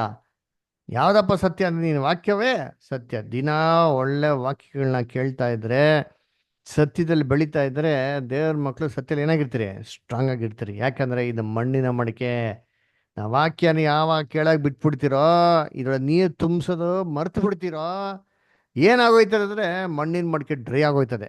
ನಾವೇನು ತಿಳ್ಕೊಂಡಿರ್ತೀರಿ, ನಾವು ಸತ್ಯಲ್ಲೇ ಇರ್ತೀರಿ ಅಂತ ಹೇಳ್ಬಿಟ್ಟು, ಅದರ ಸತ್ಯಲ್ಲಿ ಇರಲಿ, ಅದರ ಸತ್ಯ ನಮ್ಮನ್ನು ಬಿಟ್ಟೋಗಿರ್ತೀರಿ. ಯಾವಾಗ ನಾವು ಸತ್ಯದಲ್ಲಿ ಇರ್ತೀವಿ ಅಂತ ಎನ್ಸ್ಕೊಂಡಿರ್ತೀರಿ ಅಷ್ಟೇ. ಅದರ ಇಟ್ಸ್ ಎ ಗ್ರೇಟ್ ಡೇಂಜರ್. ಅದಕ್ಕೆ ದಿನನಿತ್ಯನ ಬೇಕು ಅಂತಂದ್ರೆ ದೇವ್ರ ಮಕ್ಕಳು ಏನಾರ ಓದೋ ರೀತಿಗೆ ಮಾಡ್ಕೊ, ಪ್ರಾಕ್ಟೀಸ್ ಇಟ್ಕೊಂಡ್ಬೇಕು. ಏನಾರ ದೇವರಲ್ಲಿ ಆಕ್ಟಿವಿಟಿ ಚೆನ್ನಾಗಿರ್ಬೇಕು, ಯಾವ್ದಾರ ಒಂದು ಆಕ್ಟಿವಿಟೀಸು, ಅದರ ಚಿಕ್ಕದೇ ಇರ್ಬೋದು, ಅದರ ತುಂಬ ಕೆಲ್ಸಕ್ಕೆ ಬಾರದೇ ಇರೋದೇ ಇರ್ಬೇಕು. ಅದ್ರಲ್ಲಿ ಏನಾಗಿರ್ಬೇಕು, ದೇವ್ರ ಮಕ್ಕಳು ಯಾವ್ದಾರ ಒಂದು ರೀತಿಯಲ್ಲಿ ಇನ್ವಾಲ್ವ್ಮೆಂಟು ಇರಬೇಕು. ಮೈಂಡ್ನ ಅದರ ಏನ್ರಿ ದೇವರಲ್ಲಿ ಯಾವುದಕ್ಕೂ ಏನ್ರಿ ಇಟ್ಕೊಂಡಿರ್ಬೇಕ್ರಿ. ಅದು ವೆರಿ ವೆರಿ ಇಂಪಾರ್ಟೆಂಟ್ ಅಲ್ರ. ನಮ್ಮನ್ನೇನು ಮಾಡ್ತಾರೆ ಏನ್ರಿ, ಪ್ರತಿಷ್ಠೆ ಪಡಿಸ್ತದೆ. ಅದೋ ನಿನ್ನ ವಾಕ್ಯವೇ ಸತ್ಯ. ಅದಕ್ಕೆ ಸತ್ಯದಲ್ಲಿ ಏನಾಗಿರ್ಬೇಕು, ನಾವು ಇರಬೇಕು. ಓಕೆನಾ? ಸರಿ, ನೆಕ್ಸ್ಟ್ ಪ್ಯಾರಾಗ್ರಾಫ್ ಓದೋಣ. ನೆಕ್ಸ್ಟ್ ಪ್ಯಾರಾಗ್ರಾಫ್ ಯಾರು ಓದ್ತೀರಾ? ಓದಿ ಸರ್. ಈ ಉದ್ದೇಶಕ್ಕಾಗಿಯೇ ಒದಗಿಸಲ್ಪಟ್ಟಿರುವ ದೇವರ ವ್ಯವಸ್ಥೆಯನ್ನು ನಾವು ಗಮನಿಸದೇ ಹೋದರೆ ನಾವು ಪವಿತ್ರಾತ್ಮನಿಂದ ತುಂಬಿಕೊಳ್ಳಲು ಬಯಸುವುದು ವ್ಯರ್ಥ. ನಾವು ದೇವರ ವಾಕ್ಯವನ್ನು ನಿರ್ಲಕ್ಷಿಸುವುದಾದರೆ ನಾವು ಶುದ್ಧೀಕರಣಗೊಳಿಸುವ ಈ ಶಕ್ತಿಯನ್ನೇ ನಿರ್ಲಕ್ಷಿಸುವವರಾಗಿದ್ದೇವೆ. ನಾವು ಪ್ರಾರ್ಥನೆಯನ್ನು ಅಲಕ್ಷಿಸಿದ್ದಲ್ಲಿ ಮತ್ತೊಂದು ಸವಲತ್ತನ್ನು ಮತ್ತು ಅದು ತರುವ ಸಹಾಯಗಳನ್ನು ಅಲಕ್ಷಿಸಿದಂತಾಗುತ್ತದೆ. ನಾವು ದೇವರಾತ್ಮನ ಮುದ್ರೆಯನ್ನು ಹೊಂದಿರುವುದನ್ನು ಕಾಣುವ ದೇವ ಜನರೊಂದಿಗೆ ಕೂಡಿ ಬರಲು ನಿರ್ಲಕ್ಷಿಸುವುದಾದರೆ ನಾವು ಜೋಡಿಸಲ್ಪಟ್ಟ ಪ್ರತಿ ಅಂಗದಿಂದ ಅದರದರ ಶಕ್ತಿಯು ಒದಗಿಸುವ ಅನುಕೂಲತೆಗಳನ್ನು, ಸಹಾಯಗಳನ್ನು ಪಡೆದುಕೊಳ್ಳಲು ವಿಫಲರಾಗುತ್ತೇವೆ. ಇವು ದೇವರು ಈ ಲೋಕದ ಪ್ರದರ್ಶನಕ್ಕಾಗಿ ದೇಹವೆಂಬ ತನ್ನ ಸಭೆಗೆ ವಿವಿಧ ಅಂಗಗಳ ಮೂಲಕ ವಾಗ್ದಾನ ಮಾಡಿರುವ ಎಲ್ಲ ಸಹಾಯಗಳನ್ನು ಒಳಗೊಂಡಿದೆ ಮತ್ತು ಅವುಗಳನ್ನು ಶುದ್ಧೀಕರಣ ಶಕ್ತಿ ಅಥವಾ ಆತ್ಮನಿಂದ ಪಡಕೊಳ್ಳಬಹುದಾಗಿದೆ. 1 ಕೊರಿಂಥ 12ನೇ ಅಧ್ಯಾಯ 25-28ನೇ ವಚನ ಮತ್ತು ಎಫೆಸ 4ನೇ ಅಧ್ಯಾಯ 16ನೇ ವಚನ ನೋಡಿರಿ ಎಂಬುದೇ. Thank you. Thank you sir. So ಅದಕ್ಕೆ ನಾವು ದೇವ್ರು ಕೊಟ್ಟಿರೋಂಥ ಈ ಮಾರ್ಗನ ಬಿಟ್ಬಿಟ್ಟು ಬೇರೆ ಏನೋ ರೀತಿಯಲ್ಲಿ ನಾನು ಪವಿತ್ರಾತ್ಮ ಭರಿತರಾಗಕ್ಕೆ ಪ್ರಯತ್ನ ಮಾಡ್ತೀನಿ ಅಂತಂದರೆ ಏನ್ರಿ ಅದು ವೆರಿ ರಾಂಗ್ ಅದರ. ಯಾಕಂದರೆ ದೇವ್ರು ಕೊಟ್ಟಿರೋಂಥ ನಿಯಮನ ಏನಪ್ಪ ಅಂತಂದರೆ ದೇವ್ರ ವಾಕ್ಯದಲ್ಲಿದ್ದರೆ ನಾವು ಬೆಳೆದಕ್ಕೆ ಏನ್ರಿ ಸಾಧ್ಯ. ಮೊದಲನೇದು ಅದರ. ಎರಡನೇದು ಏನಪ್ಪ ಅಂತಂದರೆ ಪ್ರಾರ್ಥನೆ. ಪ್ರತಿಯೊಬ್ಬರು ಜೀವನದಲ್ಲಿ ಪ್ರಾರ್ಥನೆ ಅಂತ ಏನಾಗಿರ್ಬೇಕು, ಇದ್ದೇ ಇರ್ಬೇಕ್ರಿ. ಅದೇನಪ್ಪ ಅಂತ ಹೇಳ್ತಾರೆ ಅಂತಂದರೆ ಅದು ನಮಗೂ ದೇವ್ರಿಗಿರೋಂಥ ಒಂದು ಗರ್ಭಕೋಶದ ಕನೆಕ್ಷನ್ ರೀ, ಯೂಮ್ಲಿಕಲ್ ಕಾರ್ಡ್ ಇದ್ದಂಗೆ. ಅಂದ್ರೆ ಇವಾಗ ತಾಯಿಗೆ ಮತ್ತು ಮಗುಗೆ ಆ ಕೂಸು ಗರ್ಭದಲ್ಲಿರ್ಬೇಕಾದ್ರೆ ಏನು ಕನೆಕ್ಷನ್ ಅಪ್ಪ ಅಂದ್ರೆ ಯೂಮ್ಲಿಕಲ್ ಕಾರ್ಡು. ಅಂದ್ರೆ ಏನೇ ತಾಯಿ ತಿಂದ್ರು ತಾಯಿಯಿಂದ ಎಲ್ಲ ಫುಡ್ ಎಲ್ಲ ಪ್ಯೂರಿಫೈ ಆಗಿ ಅಲ್ಟಿಮೇಟಾಗಿ ಮಗುಗೆ ಪೌಷ್ಟಿಕಾಂಶ ಹೋಗೋದು ಯಾವ ಒಂದು ಇದರಲ್ಲಿ ಅಂತಂದರೆ ಆ ಟ್ಯೂಬಲ್ಲೇ ಅದರ. ಸೊ ಅದು ಕನೆಕ್ಷನ್ ವೆರಿ ವೆರಿ ಇಂಪಾರ್ಟೆಂಟ್. ಅದೇ ರೀತಿ ನಮಗೂ ದೇವ್ರಿಗಿರೋಂಥ ಕನೆಕ್ಷನ್ ಏನಪ್ಪ ಅಂತಂದರೆ ಏನ್ರಿ ಒಂದು ಪ್ರೇಯರ್. ಈ ಪ್ರಿವಿಲೇಜ್ನ ದೇವ್ರ ಮಕ್ಕಳು ಯಾವುದೇ ಕಾರಣಕ್ಕೂ ಬಿಡಬಾರ್ದ್ರಿ. ಪ್ರತಿನಿತ್ಯ ಏನ್ರಿ ಬೆಳಿಗ್ಗೆ ಎದ್ದಿದ ತಕ್ಷಣ ದೇವ್ರಿಗೆ ಮಾಡಬೇಕು, ಪ್ರೇಯರ್ ಮಾಡಬೇಕು.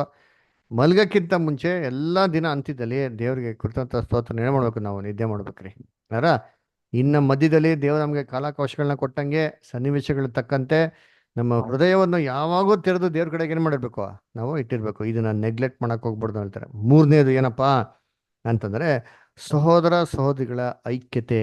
ಅದರ ನಮ್ಮದಲ್ಲಿ ಇದೇ ಮೇಜರ್ ಡ್ರಾಬ್ಯಾಕ್. ಅದರ ಏನೇ ಒಂದು ಕಷ್ಟ ಇರಲಿ, ಏನೇ ಸಂಕಟ ಇರಲಿ, ಏನೇ ಒಂದು ಮನಸ್ತಾಪ ಇರಲಿ, ಅಥವಾ ಏನೇ ಒಂದು ಸಮಸ್ಯೆಗಳಿರಲಿ, ಏನೇ ಕೆಲಸ ಇದ್ರೂ ಸರಿ, ದೇವ್ರ ಮಕ್ಕಳು ಏನ್ರಿ ಭಾನುವಾರ ಆರಾಧನೆಯಲ್ಲಿ ಕೂಡೋದು ಏನು ಮಾಡೋಕೆ ನಾವು ಕಲಿಬೇಕ್ರಿ. ಯಾರ ಅದಕ್ಕೆ ಹೇಳ್ತಾರಲ್ಲ, ಇದನ್ನ ಕೂಡೋದು ಮಾತ್ರ ಏನೇ ಕಾರಣಕ್ಕೂ ಬಿಡಬಾರ್ದು ಅಂತಂತ ಹೇಳ್ತಾರೆ. ಅದರ ಏನು ಕೂಡೋದ್ರಿಂದ ಬೆನಿಫಿಟ್ಟು ಅಂತಂದರೆ ಆ ವಾಕ್ಯ ಓದೋದು ತುಂಬ ಚೆನ್ನಾಗಿದೆ. 1 ಕೊರಿಂಥ 12ನೇ ಅಧ್ಯಾಯ 25-28.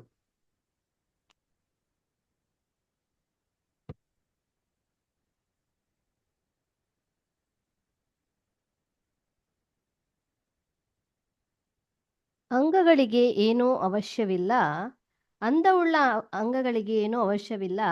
ದೇಹದಲ್ಲಿ ಭೇದವೇನೂ ಇರದೆ ಅಂಗಗಳು ಒಂದಕ್ಕೊಂದರ ಹಿತವನ್ನು ಚಿಂತಿಸುವ ಹಾಗೆ ದೇವರು ಕೊರತೆಯುಳ್ಳದಕ್ಕೆ ಹೆಚ್ಚಾದ ಮಾನವನ್ನು ಕೊಟ್ಟು ದೇಹವನ್ನು ಹದವಾಗಿ ಕೂಡಿಸಿದ್ದಾನೆ. ದೇವರು ದೇಹನ ಹೆಂಗ್ ಸೃಷ್ಟಿ ಮಾಡಿದ್ರೆ ಅಂತ ಹೇಳ್ತಾ ನೋಡಿ, ಬ್ಯೂಟಿಫುಲ್ ಆಗಿ ಹೇಳ್ತಾರೆ. ಎಲ್ಲ ಅಂಗಗಳಿಗೂ ಅದೇ ಪ್ರಾಮುಖ್ಯತೆ ಇಲ್ಲ ರೀ. ಆದರೆ ಎಲ್ಲ ಅಂಗಗಳು ಇಂಪಾರ್ಟೆಂಟ್ ರೀ. ನೋಡಿ ಇವಾಗ ನಮ್ಮ ದೇಹದಲ್ಲಿ ನೋಡೋದಂದ್ರೆ ಯಾವ ಅಂಗ ತುಂಬ ನಮ್ಗೆ ಇಂಪಾರ್ಟೆಂಟ್ ಅನಿಸ್ತದೆ, ನಾವು ಯಾವ ಅಂಗನ ತುಂಬ ಅಧಿಕವಾಗಿ ಯೂಸ್ ಮಾಡ್ತೀರೋ ಅದೇ ನಮ್ಗೆ ಏನಾಗೋದು ತುಂಬ ಇದು ವೆರಿ ವೆರಿ ಇಂಪಾರ್ಟೆಂಟ್ ಅಪ್ಪ ಅನಿಸ್ತದೆ. ಏನು ಗಾಡಿ ಓಡಿಸ್ಬೇಕಾದ್ರೆ ನಮ್ಗೆ ಯಾವ್ದು ಇಂಪಾರ್ಟೆಂಟು, ಕೈ ಕಾಲು. ಅದರ ಕೈ ಕಾಲು ತುಂಬ ಇಂಪಾರ್ಟೆಂಟ್ ಅನಿಸ್ತಾ ಇರ್ತಾರೆ. ಆಫೀಸ್ಗೆ ಕೂತ್ಕೊಂಡಾಗ ನಾವು ಕೆಲಸ ಮಾಡ್ಬೇಕಾದ್ರೆ ನಮ್ಗೆ ಅಂತಾರೆ ನಮ್ಮ ಕಣ್ಣು ದೃಷ್ಟಿ ಅದರ ನಮ್ಮ ಒಂದು ಬುದ್ಧಿ, ನಮ್ಮ ತಿಳುವಳಿಕೆ ಇದೇನಂತ ಅನ್ಸರ್ ನಮಗೆ ತುಂಬ ಇಂಪಾರ್ಟೆಂಟ್ ಅನಿಸ್ತಾರೆ. ಆವಾಗ ನಮ್ಮ ಹೊಟ್ಟೆ ಬಗ್ಗೆ ನಾವು ಚಿಂತೆ ಮಾಡಕ್ಕೆ ಹೋಗ್ತೀರಾ, ಚಿಂತನೆ ಮಾಡಕ್ಕೆ ಹೋಗಲ್ಲ. ಲಂಗ್ಸ್ ಬಗ್ಗೆ ಚಿಂತೆ ಮಾಡಕ್ಕೆ ಹೋಗ್ತೀರಾ, ಹಾರ್ಟ್ ಬಗ್ಗೆ ಚಿಂತೆ ಮಾಡಕ್ಕೆ ಹೋಗ್ತೀರಾ, ಕಿಡ್ನಿ ಬಗ್ಗೆ ಏನೋ ಸ್ವಲ್ಪ ಯೋಚನೆ ಮಾಡ್ತೀರಾ, ಏನು ಯೋಚನೆ ಮಾಡೋಕ್ಕಲ್ಲ. ಯಾಕೆಂದರೆ ಅದರಿಂದ ನಮಗೆ ತೊಂದರೆಗಳೇನು ಆಗ್ತಾ ಇಲ್ಲ. ಆಮೇಲೆ ಅದರದ ಒಂದು ಕಾರ್ಯಗಳು ಹೊರಗಡೆ ಏನಾಗ್ತಾಯಿಲ್ಲ, ಅಲ್ಲಿ ಕಾಣಿಸ್ತಾ ಇಲ್ಲ.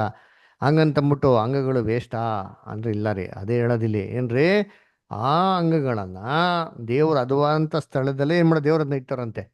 ಯಾವುದು ಅಂಗ ತುಂಬಾ ಕನಿಷ್ಠವಾಗಿದೆಯೋ ಅದಕ್ಕೆ ದೇವ್ರು ತುಂಬಾ ಪ್ರಾಮುಖ್ಯತೆ ಮಾಡೋರಂತೆ, ಕೊಟ್ಟವ್ರೆ ಅಂತ ಏನು ಮಾಡ್ತಾರೆ ಹೇಳ್ತಾರೆ. ಅದರ ಏನಿಲ್ಲ ರೀ, ನಮ್ಮ ದೇಹದಲ್ಲಿ ತುಂಬಾ ಇಂಪಾರ್ಟೆಂಟ್ ಆಗಿರೋಂಥ ಒಂದು ಪಾರ್ಟ್ ಯಾವುದು ಅಂತ ಹೇಳಿದ್ರೆ ನೀವೇನು ಹೇಳ್ತೀರಾ, ನಿಮಗೆ ಯಾವ್ದು ಬೇಕೋ ನಾವು ಏನು ಮಾಡ್ತೀರಿ, ಇಲ್ಲ ಸ್ಕೂಲಲ್ಲಿ ಕಲ್ತಿರೋದು ಹಾರ್ಟ್ ಅಂದ್ಬಿಡ್ತೀರಿ, ಬ್ರೈನ್ ಅಂದ್ಬಿಡ್ತೀರಿ, ಕಿಡ್ನಿ ಅಂದ್ಬಿಡ್ತೀರಿ, ಲಂಗ್ಸ್ ಅಂದ್ಬಿಡ್ತೀರಿ. ಅದರ ಇದು ಬಿಟ್ಟು ದೇವ್ರ ನಮ್ಮ ದೇಹದಲ್ಲಿ ಇಟ್ಟಂತ ಎಲ್ಲ ಪಾರ್ಟು ಕೂಡ ನೋಡ್ಬೇಕೇನ್ರಿ ಇಂಪಾರ್ಟೆಂಟ್. ಆದರೆ ನಮಗೇನು ಅನಿಸ್ತದೆ, ಕನಿಷ್ಠವಾದದ್ದು ಏನು ಪ್ರಯೋಜನ ಇದೆಯೇನು.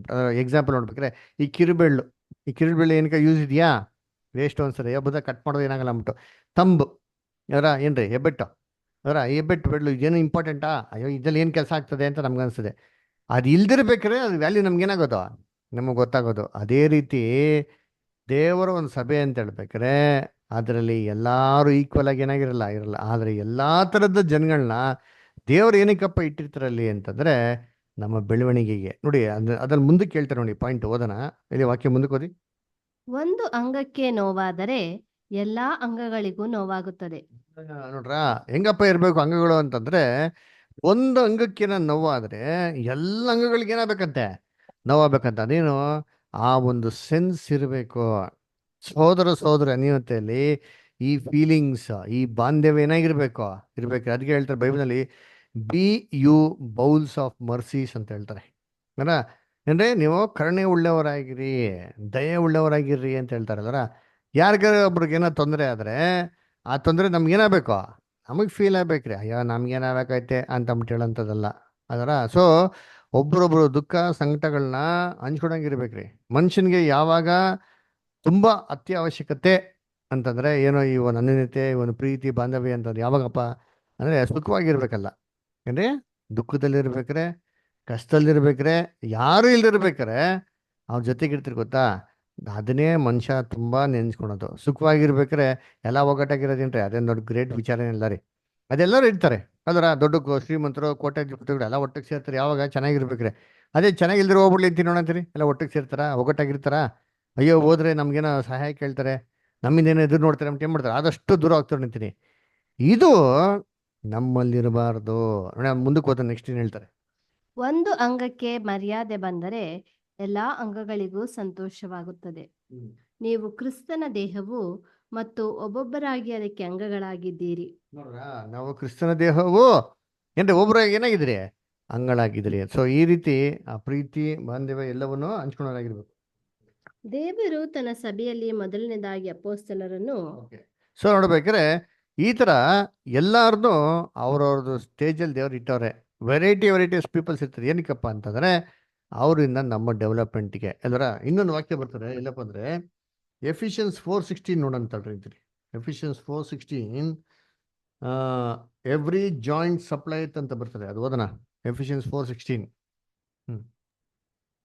ಆತನೇ ಶಿರಸ್ಸು, ದೇಹವೆಲ್ಲ ಆತನ ದೊರೆತನದಲ್ಲಿದ್ದು ತನ್ನಲ್ಲಿರುವ ಎಲ್ಲಾ ನರಗಳಿಂದ ಬಿಗಿಯಾಗಿ ಜೋಡಿಸಲ್ಪಟ್ಟು ಎಲ್ಲಾ ನರಗಳಿಂದ ಬಿಗಿಯಾಗಿ ಜೋಡಿಸಲ್ಪಟ್ಟು ಆಮೇಲೆ ಪ್ರತಿ ಅಂಗದಿಂದ ಅದರದರ ಶಕ್ತಿಯ ಪ್ರಕಾರ ಸಹಾಯ ಹೊಂದಿ ಪ್ರೀತಿಯಿಂದ ಐಕ್ಯವಾಗಿದ್ದು ಕ್ಷೇಮಾಭಿವೃದ್ಧಿಯನ್ನು ಹೊಂದುತ್ತದೆ. ಅದರದ ಅಂಗಗಳಿಂದ ಶಕ್ತಿಯನ್ನು ಹೊಂದಿ ಆಮೇಲೆ ಶಕ್ತಿಯ ಪ್ರಕಾರ ಸಹಾಯ ಹೊಂದಿ ಪ್ರೀತಿಯಿಂದ ಐಕ್ಯವಾಗಿರ್ತಂತೆ. ಅದರ ಏನ್ ಹೇಳ್ತಾರೆ ಇಲ್ಲಿ ಏನ್ರಿ, ಒಂದೊಂದು ಅಂಗಗಳು ಹೆಂಗಿರ್ತವಂತೆ, ಎಲ್ಲ ಜೋಡಣೆ ಆಗಿರ್ತಾರೆ ಅಂತ ಹೇಳ್ತಾರೆ. ಅದರ ಇವಾಗ ನಮ್ಮ ದೇಹದಲ್ಲಿ ನೋಡಿತೀನಿ, ಇಲ್ಲಿ ಜಾಯಿಂಟ್ಸ್ ಇದೆ ನೋಡಿತೀನಿ. ಅದರ ಇಲ್ಲಿ ಜಾಯಿಂಟ್ಸ್ ಎಲ್ಲ ನಮ್ಗೆ ಹೆಂಗ್ ಜೋಡಣೆ ಆಗಿದೆ ಏನ್ರಿ, ಒಂದು ಈ ತರ ಒಂದು ಸಾಕೆಟ್ ಒಳಗಡೆ ಏನಾಗಿದೆ, ಮೂಳೆ ಜಾಯಿಂಟ್ ಆಗಿದೆ ಅಲ್ವರ. ನಮ್ಗೆ ಸರಿ ಈ ಮೂಳೆ ತುಂಬಾ ಇಂಪಾರ್ಟೆಂಟ್. ಆ ಮೂಳೆ ಕೆಲಸ ಮಾಡ್ಬೇಕಂದ್ರೆ ಹೊರಗಡೆ ಒಂದು ಜೆಲ್ ಇರ್ಬೇಕ್ರಿ. ಅದರ ಲಿಗಮೆಂಟ್ಸ್ ಇರಬೇಕು, ಮಸಲ್ಸ್ ಏನಾಗಿರ್ಬೇಕು, ಟೆಂಡನ್ಸ್ ಅಂತ ಇರಬೇಕು. ಇವೆಲ್ಲ ಇದ್ರೇನೆ ಏನಾಗೋದು, ದೇಹ ಕೆಲಸ ಮಾಡೋದು. ಕೆಲವು ಜನಕ್ಕೆ ಅನ್ಸೋದು ಏನಾಗ್ತದೆ, ಏನೋ ಎತ್ತಕ್ಕೆ ಹೋಗಿರ್ತೀರಿ, ಏನೋ ಇಂಪಾರ್ಟೆಂಟ್ ವಯಸ್ಸಾಗಿರ್ಬೇಕು, ಏನೋ ತುಂಬಾ ತೂಕವಾಗಿದ್ರೆ ಸಡನ್ ಆಗಿ ಎತ್ತಕ್ಕೆ ಹೋಗಿರ್ತೀರಿ, ಸಡನ್ ಆಗಿ ಏನಾಗ್ಬಿಡ್ತಾರೆ, ಮೂಳೆ ಹಿಡ್ಕೊಂಡ್ಬಿಡ್ತಾರೆ. ಡಾಕ್ಟರ್ ಹತ್ರ ಹೋಗ್ತೀರಿ, ಅವ್ರು ಡಾಕ್ಟರ್ ಹೇಳ್ತಾರೆ, ಇಲ್ಲ ಇದು ಹೇರ್ ಲೈನ್ ಫ್ರಾಕ್ಚರ್ ಆಗ್ಬಿಟ್ಟಿದೆ ಅಂತ ಹೇಳ್ತಾರೆ. ಇದೇನಪ್ಪ ಹೇರ್ ಲೈನ್ ಫ್ರಾಕ್ಚರ್, ಲೈಫಲ್ಲೇ ಕೇಳಿಲ್ಲ. ಮೂಳೆ ಮುರಿದು ಕಂಪ್ಲೀಟಾಗಿ ಮುರಿಬೇಕು, ಅದಂಗೆ ಏರ್ ಲೈನು. ಇಲ್ಲ ಏನು ಹೇಳ್ತಾರೆ, ಇದು ನರ ಹರಿದೋಗ್ಬಿಟ್ಟಿದೆ ಅಂತ ಹೇಳ್ತಾರೆ, ಮಾಂಸ ಏನಾಗ್ಬಿಟ್ಟಿದೆ, ಟೇರ್ ಆಗ್ಬಿಟ್ಟಿದೆ ಅಂತ ಹೇಳ್ತಾರೆ, ಲಿಗಮೆಂಟ್ ಟೇರ್ ಆಗ್ಬಿಟ್ಟಿದೆ ಅಂತ ಹೇಳ್ತಾರೆ. ಲಿಗಮೆಂಟ್ ಟೇರ್ ಅಂತ ಏನು ಗೊತ್ತಾ, ಈ ಥರ ಮಾಂಸ ಇದೆ ನೋಡಿ, ಮಾಂಸ ಒಡೆ ಏನಾಗಿರ್ತಾರೆ, ಹರಿದೋಗಿರ್ತದೆ ಅಂದ್ಬಿಟ್ಟು. ಆ ಮಾಂಸದ ಬೆಲೆ ಅವಾಗೇ ಗೊತ್ತಾಗೋದು ನೋಡಿರ್ತೀರಿ. ಒಂದು ಚಿಕ್ಕ ಮಾಂಸ ಅಥವಾ ಒಂದು ಚಿಕ್ಕ ನರ ಇದು ಅಟ್ಯಾಚ್ಮೆಂಟ್ ಆಗಿಲ್ಲ, ಒಟ್ಟಿಗೆ ಸೇರಿಲ್ಲ ಅಂತಂದ್ರೆ ಏನರ್ಥ, ಕಂಪ್ಲೀಟ್ ಕೊಲ್ಯಾಪ್ಸ್. ಎಷ್ಟೋ ಜನಕ್ಕೆ ಸ್ಟ್ರೋಕ್ ಆಗ್ತಾರೆ ಗೊತ್ತಾ, ಅದರ ಕ್ಷಣ ಮಾತ್ರದಲ್ಲಿ ಏನಾಗ್ಬಿಡ್ತಾರೆ, ಸ್ಟ್ರೋಕ್ ಆಗ್ತಾರೆ. ಹಿಂಗೆ ಆ ನರಗಳು ಏನಾಗ್ಬಿಟ್ಟು ಹಂಗೆ ಬ್ಲಡ್ ವೆಸಲ್ಸ್ ಬ್ಲಾಕ್ ಆಗಿಬಿಡ್ತಾರೆ ಅದರ. ಸೊ ಎವ್ರಿ ಸ್ಮಾಲ್ ಏನ್ರಿ item in the body is very important. ಸಭೆಯಲ್ಲಿರೋಂಥ ಎಲ್ಲ ಸಹೋದರ ಸಹೋದರಿಗಳು ಎಲ್ಲರೂ ಏನ್ರಿ ಇಂಪಾರ್ಟೆಂಟ್. ಅದಕ್ಕೆ ಆದಂಥ ಕೆಲಸಗಳನ್ನ ದೇವರೇ ಮಾಡೋದು ಒದಗಿಸ್ಕೊಟ್ಟವ್ರೆ. ಅದರಿಂದ ನಾವು ಯಾರ್ದು ಇಲ್ಲ ಬೇಡ ಅಂತ ಹೇಳಂಗೆ ಇಲ್ಲ ರೀ. ಅದರ ಹೆಂಗಿರ್ಬೇಕು ಅಂತಂದ್ರೆ ಈ ಐಕ್ಯದಲ್ಲಿ ಬೆಳೆಯೋದನ್ನ ನಾವು ಕಲಿಬೇಕು. ಇದು ತುಂಬಾ ತುಂಬಾ ಇಂಪಾರ್ಟೆಂಟ್. ಅದಕ್ಕೆ ಹೇಳ್ತಲ್ಲ, ನಾವು ಪವಿತ್ರಾತ್ಮ ಭರಿತವಾಗಿರೋದು ಹೇಗಪ್ಪ ಅಂತಾರೆ, ಮೊದಲು ವಾಕ್ಯದಲ್ಲಿ ಓದಬೇಕು, ವಾಕ್ಯದಲ್ಲಿ ಬೆಳಿಬೇಕು, ಎರಡನೇದು ಪ್ರಾರ್ಥನೆ ಇರಬೇಕು, ನೆಕ್ಸ್ಟ್ ಸಹೋದರ ಸಹೋದರಿಗಳ ಅನ್ಯೋನ್ಯತೆ ಏನಾಗಿರ್ಬೇಕು ಇರಬೇಕು. ಈ ಅನ್ಯೋನ್ಯತೆ ನಮ್ಗೆ ಎಲ್ಲಿ ಸಿಗ್ತದೆ ಅಂತಂದ್ರೆ, ನಮ್ಗೆ ಎಲ್ಲಿ ಸಿಕ್ಕಂದ್ರೆ ಫೆಲೋಶಿಪ್. ಈ ಫೆಲೋಶಿಪ್ ಸಿಕ್ಕದೆ ಸಂಡೇ ಎಲ್ಲ ಸಹೋದರರು ಒಟ್ಟಿಗೆ ಸೇರ್ಬೇಕಾರೆ. ಓಕೆ, ನೆಕ್ಸ್ಟ್ ಪ್ಯಾರಾಗ್ರಾಫ್ ಯಾರು ಓದ್ತೀರಾ? ನವಿತಾ ಅಷ್ಟು ಓದ್ತೀರಾ? ಆದುದರಿಂದ ಪವಿತ್ರಾತ್ಮನಿಂದ ಭರಿತರಾಗಿರಿ ಎಂಬ ಪ್ರಬೋಧನೆಯು ಹೆಚ್ಚಾಗಿ ಸೂಚಿಸುವುದೇನೆಂದರೆ, ನಾವು ದೇವರು ನಮ್ಮ ಆತ್ಮಿಕ ಅಭಿವೃದ್ಧಿಗಾಗಿ ಸಿದ್ಧಪಡಿಸಿರುವ ವಿವಿಧ ವ್ಯವಸ್ಥೆಗಳನ್ನು, ಮುನ್ನೇರ್ಪಾಡುಗಳನ್ನು ನಾವು ಉಪಯೋಗಿಸಬೇಕು. ನಾವು ಕರ್ತನೊಂದಿಗೆ ವ್ಯಕ್ತಿಗತ ಸಂಪರ್ಕ ಹೊಂದಲು ಸಾಧ್ಯವಿಲ್ಲದಾಗ್ಯೂ ನಾವು ಪ್ರಾರ್ಥನೆಗಳ ಮೂಲಕ ಮತ್ತು ಆತನ ದೇಹದ ಅಂಗಗಳ ಮೂಲಕ ಮತ್ತು ಆತನ ಪರಿಶುದ್ಧ ಗ್ರಂಥಗಳ ಮೂಲಕ ಆತನೊಂದಿಗೆ ವ್ಯವಹರಿಸಬಹುದು. ನಮಗೆ ಅಪೊಸ್ತಲರೊಂದಿಗೆ ನೇರವಾದ ಸಂಪರ್ಕವಿಲ್ಲದಾಗ್ಯೂ ನಮಗೆ ಅವರ ಮಾತುಗಳ ಸಂಪರ್ಕವಿದೆ. ನಮಗೆ ಸಭೆಯ ಸದಸ್ಯರೊಡನೆ ನೇರವಾದ ಸಂಪರ್ಕವಾಗಲಿ ಸಾಂಗತ್ಯವಾಗಲಿ ಇಲ್ಲವಾದರೆ ನಾವು ಅವರೊಂದಿಗೆ ಅಂಚೆಯ ಮೂಲಕ ಇಲ್ಲವೇ ಮುದ್ರಿತ ಮಾಧ್ಯಮಗಳ ಮೂಲಕ ವ್ಯವಹರಿಸಬಹುದು. ನಮಗೆ ದೇವರ ಆತ್ಮನಿಂದ ಭರಿತವಾಗುವ ಅಪೇಕ್ಷೆ ಇರುವುದಾದರೆ ನಾವು ಇವುಗಳಿಗೆ, ಆತನ ಬೋಧನೆಗಳಿಗೆ ವಿಧೇಯರಾಗಬೇಕು. Thank you brother. Thank you sir. So ಅದಕ್ಕೆ ನೆಕ್ಸ್ಟ್ ಇನ್ನೊಂದು ಸಜೆಷನ್ ಕೊಡ್ತಾರೆ. ಏನಪ್ಪ ಅಂದರೆ ಏನ್ರಿ, ಫಿಸಿಕಲ್ ಆಗಿ ನಾವು ಸೇರೋಕ್ಕಾಗಲ್ವಾ? ಏನ್ರಿ, ಫಿಸಿಕಲ್ ಆಗಿ ಸೇರೋಕ್ಕಾಗದಿರೋ ಸಂದರ್ಭದಲ್ಲಿ ಸಹೋದರಿಗಳು ಅಟ್ಲೀಸ್ಟು ಏನ್ರಿ ಇಮೇಲ್ಗಳ ಮುಖಾಂತರ ಏನು ಮಾಡಬೇಕು, ಕಾಂಟ್ಯಾಕ್ಟ್ಸ್ ಇಟ್ಕೊಬೇಕು. ಸಹೋದರ ಒಂದು ಪತ್ರಿಕೆಗಳ ಮುಖಾಂತರ ಯಾವ ಒಂದು ಮೀಡಿಯಮ್ ದೇವ್ರು ನಿಮ್ಗೆ ಒದಿಸ್ಕೊಟ್ಟಿದ್ರೆ ಅದ್ರ ಮುಖಾಂತರ ಮಾಡಕ್ಕೆ ಫೆಲೋಶಿಪ್ ಇಟ್ಕೊಂಡು ಕಲಿಬೇಕು ಅಂತ ಹೇಳ್ತಾರೆ. ಇದು ಬಂದ್ಬಿಟ್ಟು ನಮ್ಮ ಬ್ರದರ್ ಬಂದ್ಬಿಟ್ಟು ಆ ಕಾಲದಲ್ಲಿ ಬರಿಬೇಕಾರೆ 150 ವರ್ಷದ ಮುಂಚೆ ಬರಿಬೇಕಾರೆ ಅವ್ರಿಗಿರೋಂಥ ಒಂದು ಏನ್ರಿ ಒಂದು ಟರ್ಮ್ಸ್ ಅಂಡ್ ಕಂಡೀಷನ್ಸ್ ಬಗ್ಗೆ ಹೇಳಿದ್ರು. ಇವತ್ತೇನಾಗಿದೆ, ಇವತ್ತು ಮೀಡಿಯಾ ಏನ್ರಿ ಸಿಕ್ಕಾಪಟ್ಟೆ ಫಾಸ್ಟ್ ಆಗಿಬಿಟ್ಟಿತ್ತೆ. ಅದರ ಒಂದು 10 years ಬಿಫೋರ್ ಏನಿತ್ತು ಮೀಡಿಯಾ, ಇವತ್ತು ಅದಕ್ಕಿಂತ ಏನಾಗಿದೆ 100 ಪಟ್ಟು ಜಾಸ್ತಿ ಆಗಿದೆ ಅಲ್ವರ. ಸೊ ಇವತ್ತು ಬಂದ್ಬಿಟ್ಟು ಒಬ್ರಿಗೊಬ್ರು ಅನ್ಯತೆ ಇಟ್ಕೊಳಕ್ಕೆ ಸಾಧ್ಯನೇ ಇಲ್ಲ ಅಂತ ಹೇಳಂಗಿಲ್ಲ ರೀ. ಅದರ ಸಿಕ್ಕಾಪಟ್ಟೆ ಅವಕಾಶಗಳು ನಮ್ಗೆ ಏನಾಗಿದೆ ಇದೆ. ಅದರ ಎಕ್ಸಾಂಪಲ್ ನೋಡ್ಬೇಕು, ಮೀಟಿಂಗ್ ನೋಡಿರ್ತೀನಿ. ಫಸ್ಟ್ ಎಲ್ಲ ಈ ಥರ ನಾವೆಲ್ಲರನ್ನೂ ಒಟ್ಟಿಗೆ ಸೇರಿಸಿ ಒಂದು ಮೀಟಿಂಗ್ ಮಾಡ್ಬೇಕಾಗಿತ್ತಾ, ಆಗ್ತಾ ಇತ್ತಾ ಅಂದರೆ ಮಾಡಕ್ಕೆ ಮನಸ್ಸಿದ್ರು ಆಗ್ತಾ ಇರಲಿಲ್ಲ. ಯಾಕಂದರೆ ನಾವೆಲ್ಲ ಫಿಸಿಕಲಾಗಿ ಗ್ಯಾದರಿಂಗ್ ಇರೋದು, ಎಲ್ಲ ಒಂದು ಕಡೆ ಸೇರೋರಿ, ಅಕ್ಕಪಕ್ಕ ಯಾರು ಇದ್ರು ಅವ್ರು ಮಾತ್ರ ಬರೋಕ್ಕಾಗ್ತೈತೆ ಅಷ್ಟೇ ಹೊರತು ದೂರದಲ್ಲಿರೋರು ಎಲ್ಲ ಬರೋಕ್ಕೆ ಆಗ್ತಾ ಇರಲಿಲ್ಲ. ಇವಾಗ ಹೆಂಗಿದೆ, ಎಲ್ಲ ಬಂದ್ಬಿಟ್ಟು ಬೇರೆ ಬೇರೆ ಊರುಗಳು ಎಲ್ಲ ಒಟ್ಟಿಗೆ ಏನು ಮಾಡ್ತೀರಾ ಸೇರ್ತೀನಿ ನೋಡಿತೀನಿ ಹೆಂಗೆ, ಅದರ ಮೀಡಿಯಮ್. ಸೊ ದೇವ್ರು ನಮ್ಗೆ ಏನೇನೆಲ್ಲ ಒಂದು ಅವಕಾಶಗಳನ್ನ ಕೊಟ್ಟಿದ್ರೋ ಈ ಅವಕಾಶಗಳನ್ನ ಉಪಯೋಗಿಸ್ಕೊಂಡು ಸಹೋದರಿಗಳ ಅನ್ಯೋನ್ಯತೆ ಮಾಡ್ಕೋ ಬೆಳೆಯೋದನ್ನ ನಾವು ಕಲಿಬೇಕು. ಯೋಚನೆ ಮಾಡಿರ್ತೀನಿ, ನಮಗೆ ಪ್ರತಿನಿತ್ಯ 8 ಗಂಟೆಗೆ ಏನಾಗಿದೆ ಕ್ಲಾಸ್ ಇದೆ. ಇದು ಎಷ್ಟು ವರ್ಷ ನಡೀತದೆ? ಆಲ್ಮೋಸ್ಟ್ ನನಗೆ ಗೊತ್ತಿರೋ ಒಂದು 6 ವರ್ಷದಿಂದ ಕಂಟಿನ್ಯೂಸ್ ನಡೀತಾರಲ್ಲ.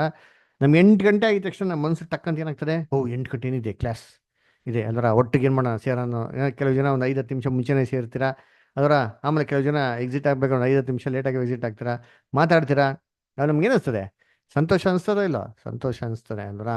ಈ ರೀತಿ ಒಬ್ರಿಗೊಬ್ರಿಗೆ ಮಾಡ್ತೀವಿ ನಾವು ಫೆಲೋಶಿಪ್ ಇಟ್ಕೊಳೋದು ನಾವು ಕಲಿಬೇಕು ಅಂತ ಹೇಳ್ತಾರೆ. ಸೊ ಈ ರೀತಿ ದೇವರು ನಮ್ಗೆ ಕೊಟ್ಟಿರೋಂಥ ಒಂದು ಎಂದರೆ ಮಾರ್ಗಗಳ ಮುಖಾಂತರ ನಾವು ಬೆಳೆಯೋದನ್ನ ದಿನನಿತ್ಯ ಮಾಡಬೇಕು, ಪ್ರಾಕ್ಟೀಸ್ ಮಾಡಬೇಕು ಅಂತ ಹೇಳ್ತಾರೆ. ಓಕೆ, ನೆಕ್ಸ್ಟ್ ಪ್ಯಾರಾಗ್ರಾಫ್ ಯಾರು ಓದ್ತೀರಾ? The seal of the spirit ಅಂತ ಯಾರ ಹತ್ರ ಇದೆ ವಾಲ್ಯೂಮು? ಲಕ್ಷ್ಮೀ ಸ್ಟರ್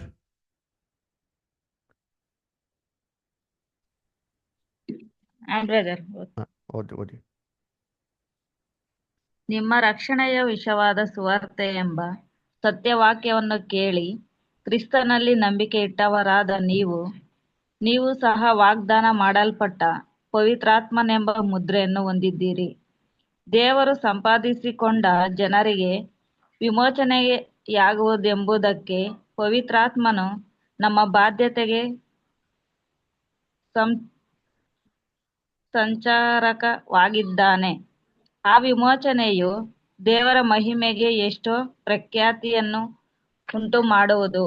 ಎಫೆಸ 1:13-14 ಹಿಂದಿನ ಕಾಲದಲ್ಲಿ ಮುದ್ರೆಗಳನ್ನು ಅನೇಕ ಉದ್ದೇಶಗಳಿಗಾಗಿ ಉಪಯೋಗಿಸುತ್ತಿದ್ದರು. ಅಂಗೀಕಾರ ಅಥವಾ ಪ್ರಾಮಾಣೀಕರಣದ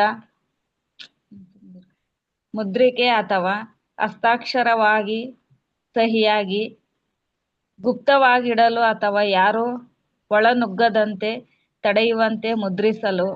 ಉದಾಹರಣೆ ಮತ್ತಾಯ 27:66, ಪ್ರಕಟಣೆ 10:4-23 ಇವುಗಳಲ್ಲಿ ಓಕೆ ಸ್ಟರ್, ಸ್ವಲ್ಪ ಅರ್ಥ ಮಾಡ್ಬಿಡೋಣ, ನೆಕ್ಸ್ಟ್ ಓದೋಣ. ಓಕೆನಾ? Thank you star. ಸೊ ಅದಕ್ಕೆ ಎಫೆಸ 1:13-14 ಹೇಳ್ತಾರೆ, ದೇವ್ರು ನಮ್ಗೆ ಏನು ಮಾಡಿದೆ ಅಂದರೆ ಮುದ್ರೆ ಹಾಕಿದ್ದಾರೆ ಅಂತ ನೋಡ್ತಾ ಇದ್ದಾರೆ. ಪವಿತ್ರಾತ್ಮ ನಮ್ಗೆ ಏನು ಮಾಡಿದೆ, ದೇವರು ನಮ್ಮನ್ನ ಮುದ್ರೆ ಹಾಕಿದ್ದಾರೆ ಅಂತ ಹೇಳ್ತಾರೆ. ಏನಿದಪ್ಪ ಮುದ್ರೆ ಅಂತಂದ್ರೆ ನಮಗೆಲ್ಲ ಚೆನ್ನಾಗಿ ಗೊತ್ತು, ಸೀಲ್ ಅಂತ ಹೇಳ್ತೀರಿ ಅದರ. ಏನಪ್ಪ ಸೀಲ್? ಈ ಕಾಲದಲ್ಲಿ ಸೀಲ್ ಏನಕ್ಕೆ ಯೂಸ್ ಮಾಡ್ತಾರೆ ಅಂತಂದ್ರೆ ಏನ್ರಿ, ಅಕ್ನಾಲಜ್ಮೆಂಟ್.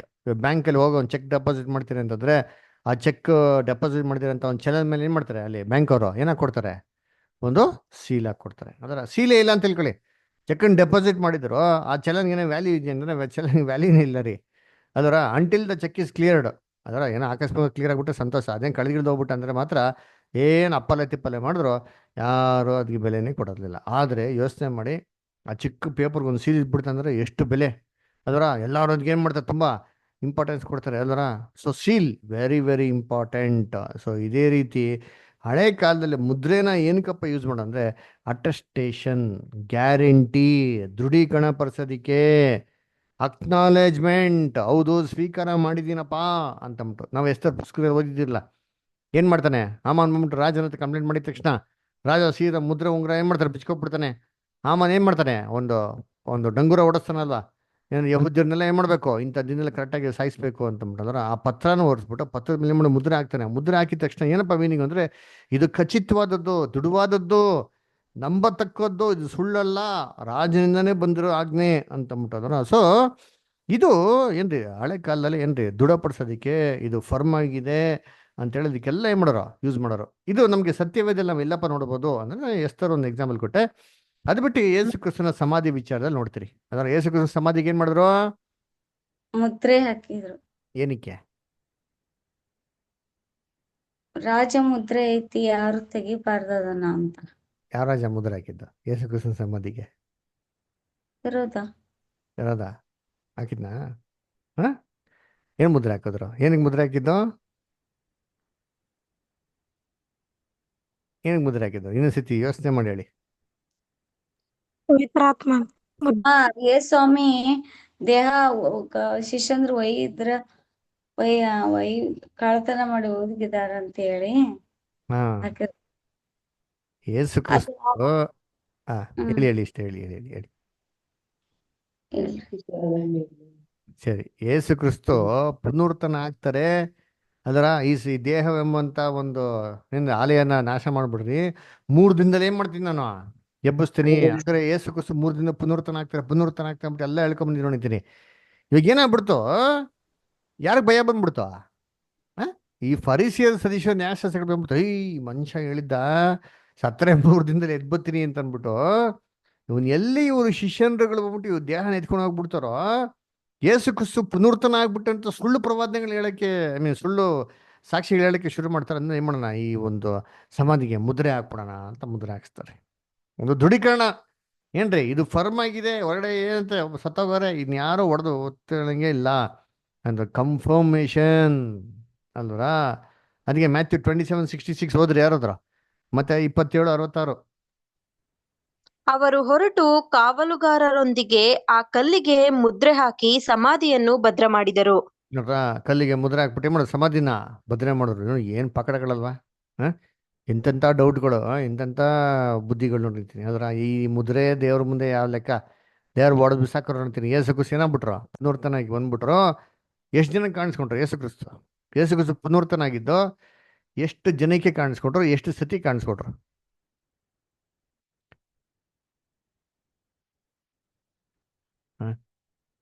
ಎಲ್ಲ ಬೇಸಿಕ್ ಕ್ಲಾಸ್ ಕೇಳಿದಿರ್ತಾನೆ. ಎಷ್ಟು ಸತಿ ಕಾಣಿಸ್ಕೊಂಡ್ರು? 3 ಸತಿ 11 ಸತಿ. ಬ್ರದರ್ 11 ಸತಿ. ಎಷ್ಟು ಸತಿ? 11 ಟೈಮ್ 11 ಸತಿ. 11 ಸತಿ. Very good. ಆಮೇಲೆ ಎಷ್ಟು ಜನ ಕಾಣಿಸ್ಕೊಂಡ್ರು? 500 ಜನಕ್ಕೊಮ್ಮೆ. ಸುಮಾರು 500 ಜನಕ್ಕೆ ಕಾಣಿಸ್ಕೊಂಡ್ರು ಅಂತ ಬೈಬಲ್ ನಮ್ಗೆ ಏನ್ ಮಾಡವ್ರೆ, ಕೊಟ್ಟ ನೋಡ್ರ. ಹಂಗಾರೆ ಯೇಸು ಕ್ರಿಸ್ತನ್ಗೆ ಎಷ್ಟು ಜನಪ್ಪ ಶಿಷ್ಯನುಗಳಿದ್ರು ಅಂತಂದ್ರೆ 12 ಜನ ಅಪೋಸ್ತಲರು ಬಿಟ್ಟು 500 ಜನ ಏನಾಗಿದ್ರು ನೋಡ್ರ. ಇಂಥ ದೊಡ್ಡ ಸಭೆ ನಾವೆಲ್ಲ ಲೆಕ್ಕ ಹಾಕ್ತೀರಿ, ಈ ಸಭೆಯಲ್ಲಿ ಹೆಂಗೈತೆ, 5 ಜನ ಅವ್ರು ಅಂತ. ಯೇಸು ಕ್ರಿಸ್ತನ ಜೊತೆಗೆ ಜನ ಇರುತ್ತೆ, 500 ಜನ ಇದ್ರು ನೋಡ್ರಿ ಅಂತೀನಿ. ಅದರ ಆಮೇಲೆ ಬ್ಯಾಪ್ಟಿಸಮ್ ತೊಗೊಂಡು 3000 ಜನ ಬರ್ತಾರೆ ಅಲ್ವರ. ಏನೇ ನೋಡ್ಬೇಕಾರೆ ಸೊ ಇದು ಮುದ್ರೆ ಹಾಕೋದಿಕ್ಕೇನ್ರಿ ಒಂದು ಅರ್ಥ. ಅದರ ಸರಿ, ಇವಾಗ ಏನು, ಇವಾಗ ನಮ್ಗೇನು ಪಾಠ ಐತೆ ಈ ವಾಲ್ಯೂಮ್ನಲ್ಲಿ, ಹಂಗೆ ಮುಂದಕ್ಕೆ ಓದೋಣ. ಓದಿ. ಮಗೆ ಇಷ್ಟ ಓದ್ತೀರಾ? ಸರಿ, ಓಕೆ. ಬೇರೆ ಯಾರು ಓದ್ತೀರಾ? ಯಾರ ಹತ್ರ ಇದೆ ವಾಲ್ಯೂಮು? ಎಲ್ಲಿ ನಮ್ಮ ಇವರೆಲ್ಲಪ್ಪ, ಎಲ್ಲಿ ಶ್ವೇತಾ ಸಿಸ್ಟರ್ ಓದ್ತೀರಾ?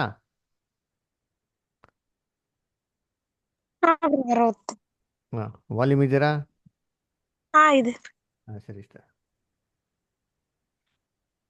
ಇವುಗಳಲ್ಲಿನ ಮೊದಲನೆಯ ಅರ್ಥದಲ್ಲಿ ದೇವಜನರು ವಾಗ್ದಾನ ಮಾಡಲ್ಪಟ್ಟ ಪವಿತ್ರಾತ್ಮನೆಂಬ ಮುದ್ರೆಯನ್ನು ಹೊಂದಿದ್ದಾರೆ ಎಂದು ಇಲ್ಲಿ ಹೇಳಲಾಗಿದೆ. ಕೆಲವರು ಊಹಿಸುವಂತೆ ಪವಿತ್ರಾತ್ಮನು ಸರಿಸಮಾನರಾದ ಮೂರು ದೇವರನ್ನೊಳಗೊಂಡ ತ್ರೈಕತ್ವ ಎಂದು ಹೇಳುವುದರ ಒಬ್ಬ ವ್ಯಕ್ತಿಯೋ ಎಂಬಂತೆ ಆತನಿಂದ ನಾವು ಮುದ್ರಿಸಲ್ಪಟ್ಟಿದ್ದೇವೆಂದು ಅಪೊಸ್ತಲನು ಹೇಳುತ್ತಾ ಇಲ್ಲ. ನಾವು ವಾಗ್ದಾನವೆಂಬ ಪವಿತ್ರಾತ್ಮನಿಂದ ಮುದ್ರಿಸಲ್ಪಟ್ಟಿದ್ದೇವೆಂದು ಆತನು ಪ್ರಕಟಿಸುತ್ತಾನೆ. ಎಲ್ಲರೂ ಗ್ರಹಿಸಿಕೊಳ್ಳುವಂತೆ ಇದೊಂದು ಪ್ರತ್ಯೇಕವಾದ ಆಲೋಚನೆಯಾಗಿದೆ. ಪವಿತ್ರಾತ್ಮವು ತಂದೆಯಿಂದ ಬಂದದ್ದಾಗಿದೆ. ಆತನು ಕ್ರಿಸ್ತನ ಮೂಲಕ ಪವಿತ್ರಾತ್ಮನಿಂದ ಮುದ್ರಿಸುವವನಾಗಿದ್ದಾನೆ. ಅದುವೇ ಮುದ್ರೆಯಾಗಿದೆ. ಇದನ್ನು ಅಪೊಸ್ತಲನು ಪ್ರಮಾಣೀಕರಿಸುತ್ತಾನೆ. ಅಪೊಸ್ತಲ ಕೃತ್ಯಗಳು 2ನೇ ಅಧ್ಯಾಯ 33ನೇ ವಚನ. ಮತ್ತು ಇದು ನಮ್ಮ ಕರ್ತನ ಬಗ್ಗೆ ಇರುವ ದಾಖಲೆಗಳಿಗೆ ತಕ್ಕಂತೆ ಇದೆ. ಆತನು ಪುತ್ರರ ಮನೆಯಲ್ಲಿ ಆ ರೀತಿಯಾಗಿ ಮುದ್ರಿಸಲ್ಪಟ್ಟವರಲ್ಲಿ ಪ್ರಥಮನು. ತಂದೆಯಾದ ದೇವರು ಆತನನ್ನು ನೇಮಿಸಿ ಮುದ್ರೆ ಹಾಕಿದ್ದಾನೆ. ಯೋಹಾನ 6:27 ಎಂದು ಓದುತ್ತೇವೆ. Thank you sister. ಸೊ ಅದಕ್ಕೆ ಇದು ಮುದ್ರೆ ಹಾಕ್ಬಿಟ್ಟವ್ರೆ. ಪವಿತ್ರಾತ್ಮ ಏನರ್ಥ? ಪವಿತ್ರಾತ್ಮ ಒಬ್ಬ ವ್ಯಕ್ತಿ, ಅವ್ರ ಪರಲೋಕದಿಂದ ಹೋಗಿ ನಮ್ಗೆ ಸೀಳ್ಬಿಟ್ಟು ಹೋಗೋರೆ ಅಂತ ಏನೆಲ್ಲ ಅರ್ಥ ಅಲ್ಲ ರೀ ಅಂದ್ರ. ಸೊ ದೇವರು ಕ್ರಿಸ್ತನ ಮುಖಾಂತರ ನಮ್ಮ ಬಲಿನ ಅಂಗೀಕಾರ ಮಾಡಿದ್ದಾರೆ ಅಂತ ಒಂದು ಗ್ಯಾರಂಟಿ, ಒಂದು ಪ್ರೂಫ್. ಏನಪ್ಪ ಪ್ರೂಫ್ ಅಂತಂದ್ರೆ ಏನ್ರಿ? ಅದೇ ಏನಪ್ಪ ಅಂತಂದ್ರೆ ಏನ್ರಿ? ಕ್ರಿಸ್ತನ ಮುಖಾಂತರ ಪವಿತ್ರಾತ್ಮನ್ ಕೊಟ್ಟಿರೋದೇ ಏನ್ರಿ? ಅದೇ ಮುದ್ರೆ ಅಲ್ವರ. ಹೇಗಪ್ಪ ಅಂತಂದ್ರೆ ಯೇಸು ಕ್ರಿಸ್ತನ ಬಗ್ಗೆ ಓದೋಣ. ಯೋಹಾನ 6:27 ಓದ್ರಿ. ಜಾನ್ 6:27 ಓದ್ರಿ.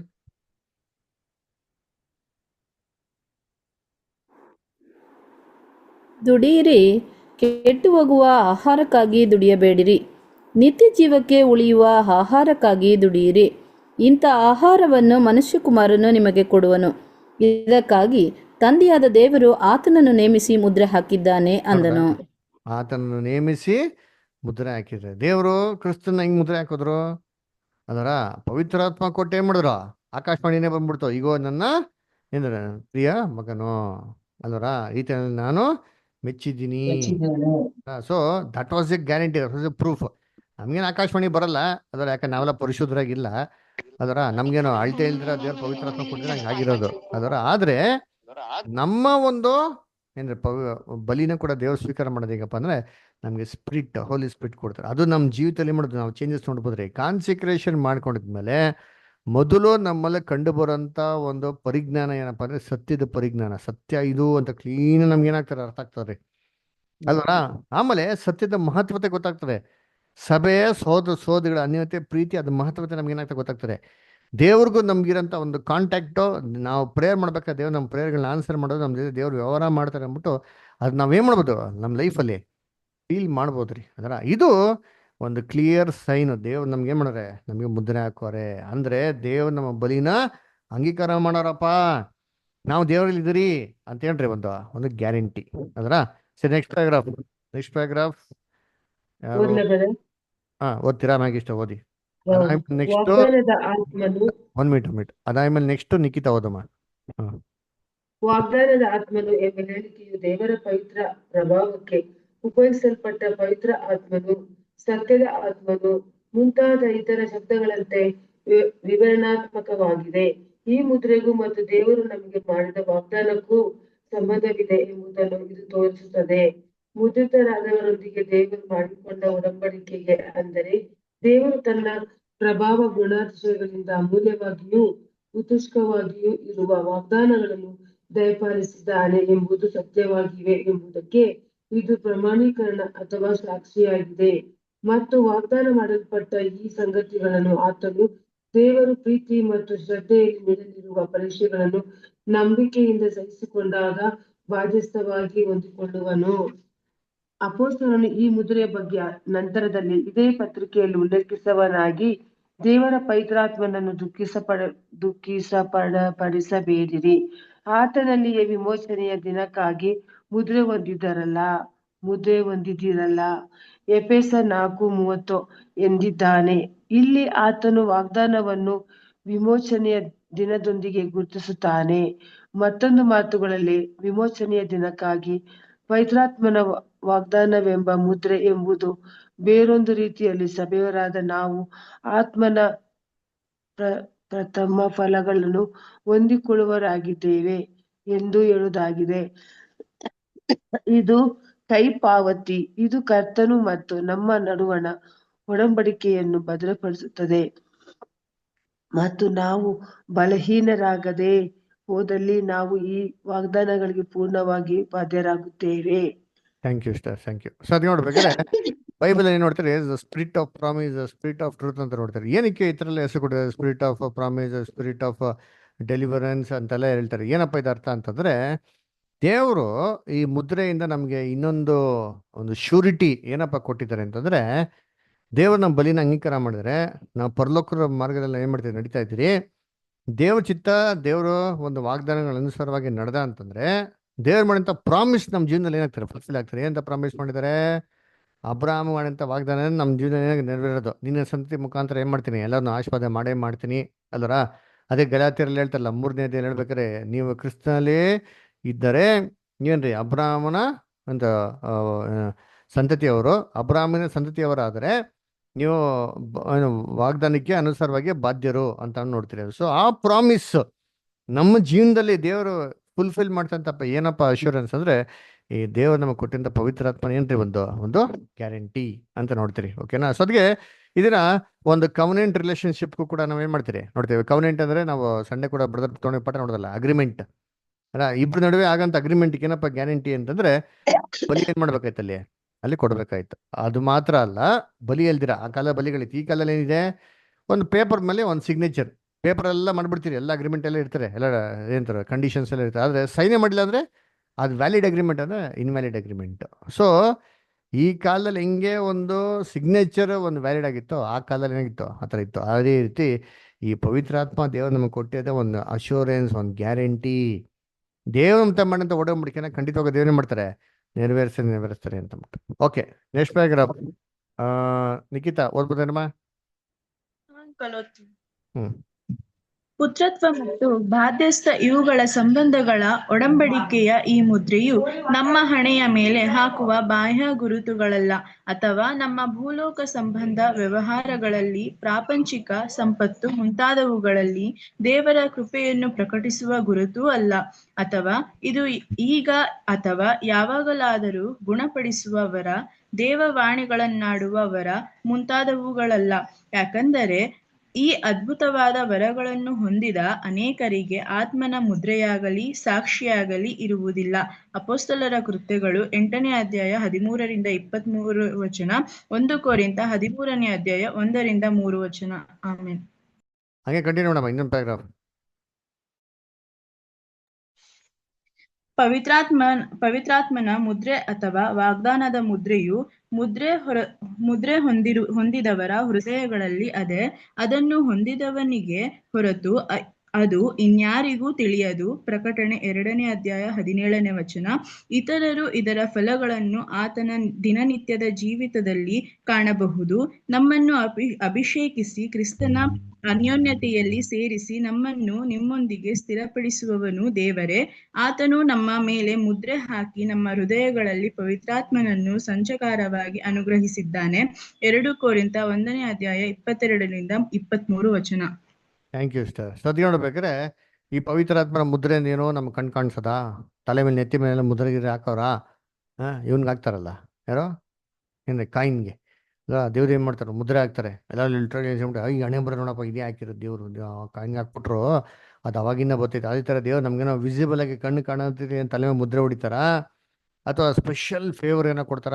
ನಾವು ಕಾನ್ಸಂಟ್ರೇಷನ್ ಮಾಡ್ಬಿಟ್ಟು ದೇವ್ರು ನಮಗೆ ಸ್ಪೆಷಲ್ ಆಗಿ ಏನೋ ಆಶೀರ್ವಾದ ಮಾಡಿ ಭೂ ಸಂಬಂಧವಾಗಿರುವಂಥ ಬಿಸ್ನೆಸ್ಗಳಲ್ಲಿ ಸಿಕ್ಕಾಪಟ್ಟೆ ಅಭಿವೃದ್ಧಿ ಆಗೋ ಥರ ದೇವ್ರು ನಮ್ಗೇನೋ ಮಾಡ್ಬಿಡ್ತಾರ ಅಂದರೆ ಯಾವುದೂ ಇಲ್ಲ ರೀ. ಅಥವಾ ಏನಾರ ಒಂದು ಅದ್ಭುತಗಳಾಗ್ತದ ನಮ್ಮ ಜೀವನದಲ್ಲಿ, ಅನ್ಯ ಭಾಷೆಗಳು ಮಾತಾಡತ್ತಾರ, ಅಥವಾ ಏನೋ ಒಂದು ಕಾಯಿಲೆಗಳನ್ನ ವಾಸಿ ಮಾಡೋಂಥ ವರಗಳು, ಅಥವಾ ಬೇರೆ ಏನಾರ ನಮಗೆ ಔಟ್ವರ್ಡ್ ಆಗಿ ಡೆಮಾನ್ಸ್ಟ್ರೇಷನ್ಸ್ ಏನಾರು ಕೊಡ್ತಾರೆ ಅಂದರೆ ಯಾವುದೂ ಇಲ್ಲ. ಮತ್ತು ಹೆಂಗಪ್ಪ ಗೊತ್ತಾಗೋದು ಅಂದರೆ, ಇದು ನಮ್ಮಲ್ಲಿ ನಮ್ಮ ಒಳಗಡೆ ಆಗಂಥ ಪರಿವರ್ತನೆ.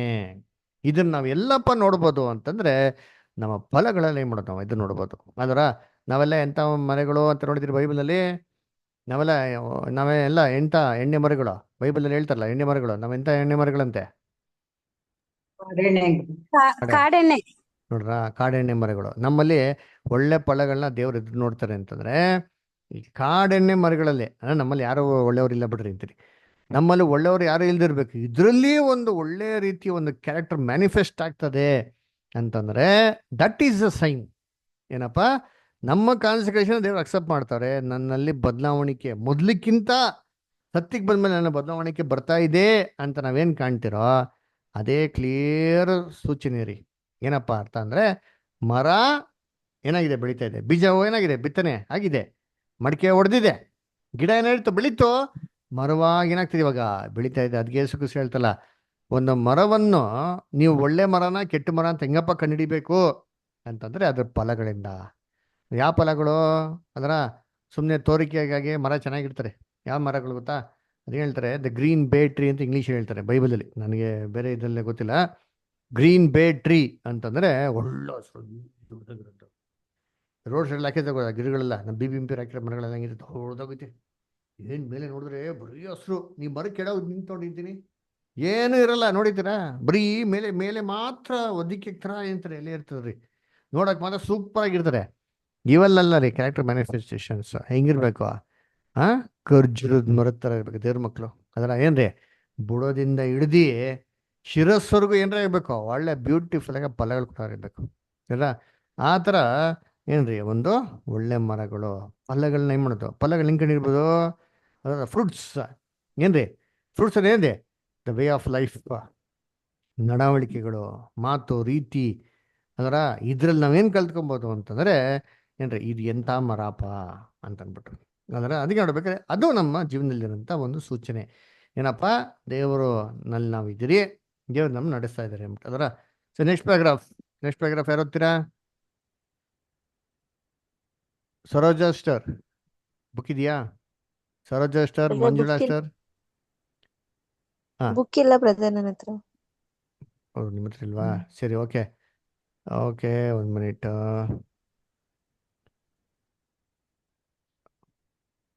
ಓಕೆ ಓಕೆ, ಅನು ಸಿಸ್ಟರ್ ಓದ್ಬೋದಾ? ಓದ್ತೇನೆ. ಈ ಪ್ರಾಮಾಣಿಕತೆಯು ಅಥವಾ ಪುತ್ರತ್ವದ ಮುದ್ರೆಯು ತಂದೆಯೊಂದಿಗೆ ಮತ್ತು ಆತನ ಎಲ್ಲಾ ಪವಿತ್ರವಾದ ವ್ಯವಸ್ಥೆಗಳೊಂದಿಗೆ ಸಂಧಾನಗೊಂಡಿದೆ ಮತ್ತು ಅಪ್ಪ ತಂದೆಯೇ, ನನ್ನ ದೇವರೇ, ನಾನು ನಿನ್ನ ಚಿತ್ತವನ್ನು ನೆರವೇರಿಸಲು ಸಂತೋಷಿಸುತ್ತೇನೆ ಎಂದು ಕೂಗಿ ಹೇಳುವ ಧೈರ್ಯ ಕೊಡುತ್ತದೆ.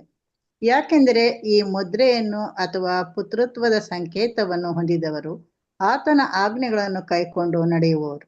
ಯಾಕೆಂದರೆ ಆತನ ಆಜ್ಞೆಗಳು ಭಾರವಾದವುಗಳಲ್ಲ, ಆನಂದಕರವಾದದ್ದು. 1 ಯೋಹಾನ 5ನೇ ಅಧ್ಯಾಯ 3ನೇ ವಚನ. ಮಗನ ಭಾವವನ್ನು ಹೊಂದಿರುವ ಆತ್ಮ ಅಥವಾ ಮಕ್ಕಳೆಂದು ಮುದ್ರಿಸುವುದು ಪ್ರಥಮ ಫಲಗಳನ್ನು ಹೊಂದಿಕೊಳ್ಳುವುದು ಅಥವಾ ಬರಲಿರುವ ಬಾಧ್ಯತೆಗೆ ನಿಷ್ಠೆ ಉಳ್ಳವರು ಎಂದಾದರೆ ಆತ್ಮನು ಸುಧಾರಿಸಿದ ಸಾಕ್ಷ್ಯಗಳಲ್ಲಿ ಒಂದಾಗಿದೆ. ಪ್ರಸ್ತುತ ಕ್ರೈಸ್ತ ಜೀವನದಲ್ಲಿನ ಅನುಸಾರವೇ ಆಗಿದೆ. ಈ ಹಂತದ ಅನುಭವವನ್ನು ಪಡ್ಕೊಳ್ಳುವ ಮೊದಲು ನಾವು ನಮ್ಮ ಪಾಲಿನ ಪ್ರತಿಷ್ಠೆಯ ಪಾಲನ್ನು ಸತ್ಯದ ಆತ್ಮೆಯಿಂದ ಪವಿತ್ರತೆಗೆ ಪಡ್ಕೊಂಡವರಾಗಿ ದೇವರ ಚಿತ್ತವನ್ನು ತಿಳಿದು ಅದರಂತೆ ನಡೆದುಕೊಳ್ಳುವುದರ ಮೂಲಕ ಕ್ರಿಸ್ತನ ಪ್ರತಿಷ್ಠೆಗೊಂಡ ದೇಹದ ಸಭೆಗೆ ಬರುವುದರಿಂದ ಹೊಂದಿಕೊಳ್ಳಬೇಕಾಗುತ್ತದೆ. ಈ ಅನುಭವವು ನಾವು ಆತ್ಮನಿಂದ ಸ್ಫೂರ್ತಿಗೊಂಡವರಾಗಿ ನೀತಿವಂತಿಕೆಯ ಸೇವೆ ಮಾಡುವುದರಿಂದ ಉಂಟಾಗುತ್ತದೆ. ಹೇಳಬೇಕಾದರೆ ನಾವು ಭ್ರೂಣ ಸ್ಥಿತಿಯಿಂದ ದೇವರು ನಮ್ಮನ್ನು ಮಕ್ಕಳೆಂದು ಕಂಡುಕೊಳ್ಳುವ ಸ್ಥಿತಿಗೆ ಸೇರಿ ಹಾಗೆಂದು ಮುದ್ರೆ ಹೊಂದಿಕೊಳ್ಳುವುದಕ್ಕೆ ಇದೊಂದು ಸಾಕ್ಷ್ಯವಾಗಿದೆ. Thank you sister. ಸೊ ಅದು ನೋಡ್ಬೇಕಾದ್ರೆ ಇದೊಂದು ಸಾಕ್ಷಿ ಯಾವ್ದಪ್ಪ ಅಂತಂದ್ರೆ ಪುತ್ರ ಸ್ವೀಕಾರ ಅಂತ ಹೇಳ್ತಾರೆ ಅಲ್ದರ. ಏನಪ್ಪ ಪುತ್ರ ಸ್ವೀಕಾರ ಅಂತಂದ್ರೆ, ದೇವ್ರು ನಮ್ಮನ್ನ ಪಾಪಿಗಳನ್ನ, ದ್ರೋಹಿಗಳನ್ನ ಮಕ್ಕಳಾಗಿ ದೇವರು ಸ್ವೀಕಾರ ಮಾಡಿದ ಒಂದು ಅಶೂರೆನ್ಸ್. ಅದರ ಅದರಿಂದ ಧೈರ್ಯವಾಗಿ ನಾವೇನು ಮಾಡೋದು?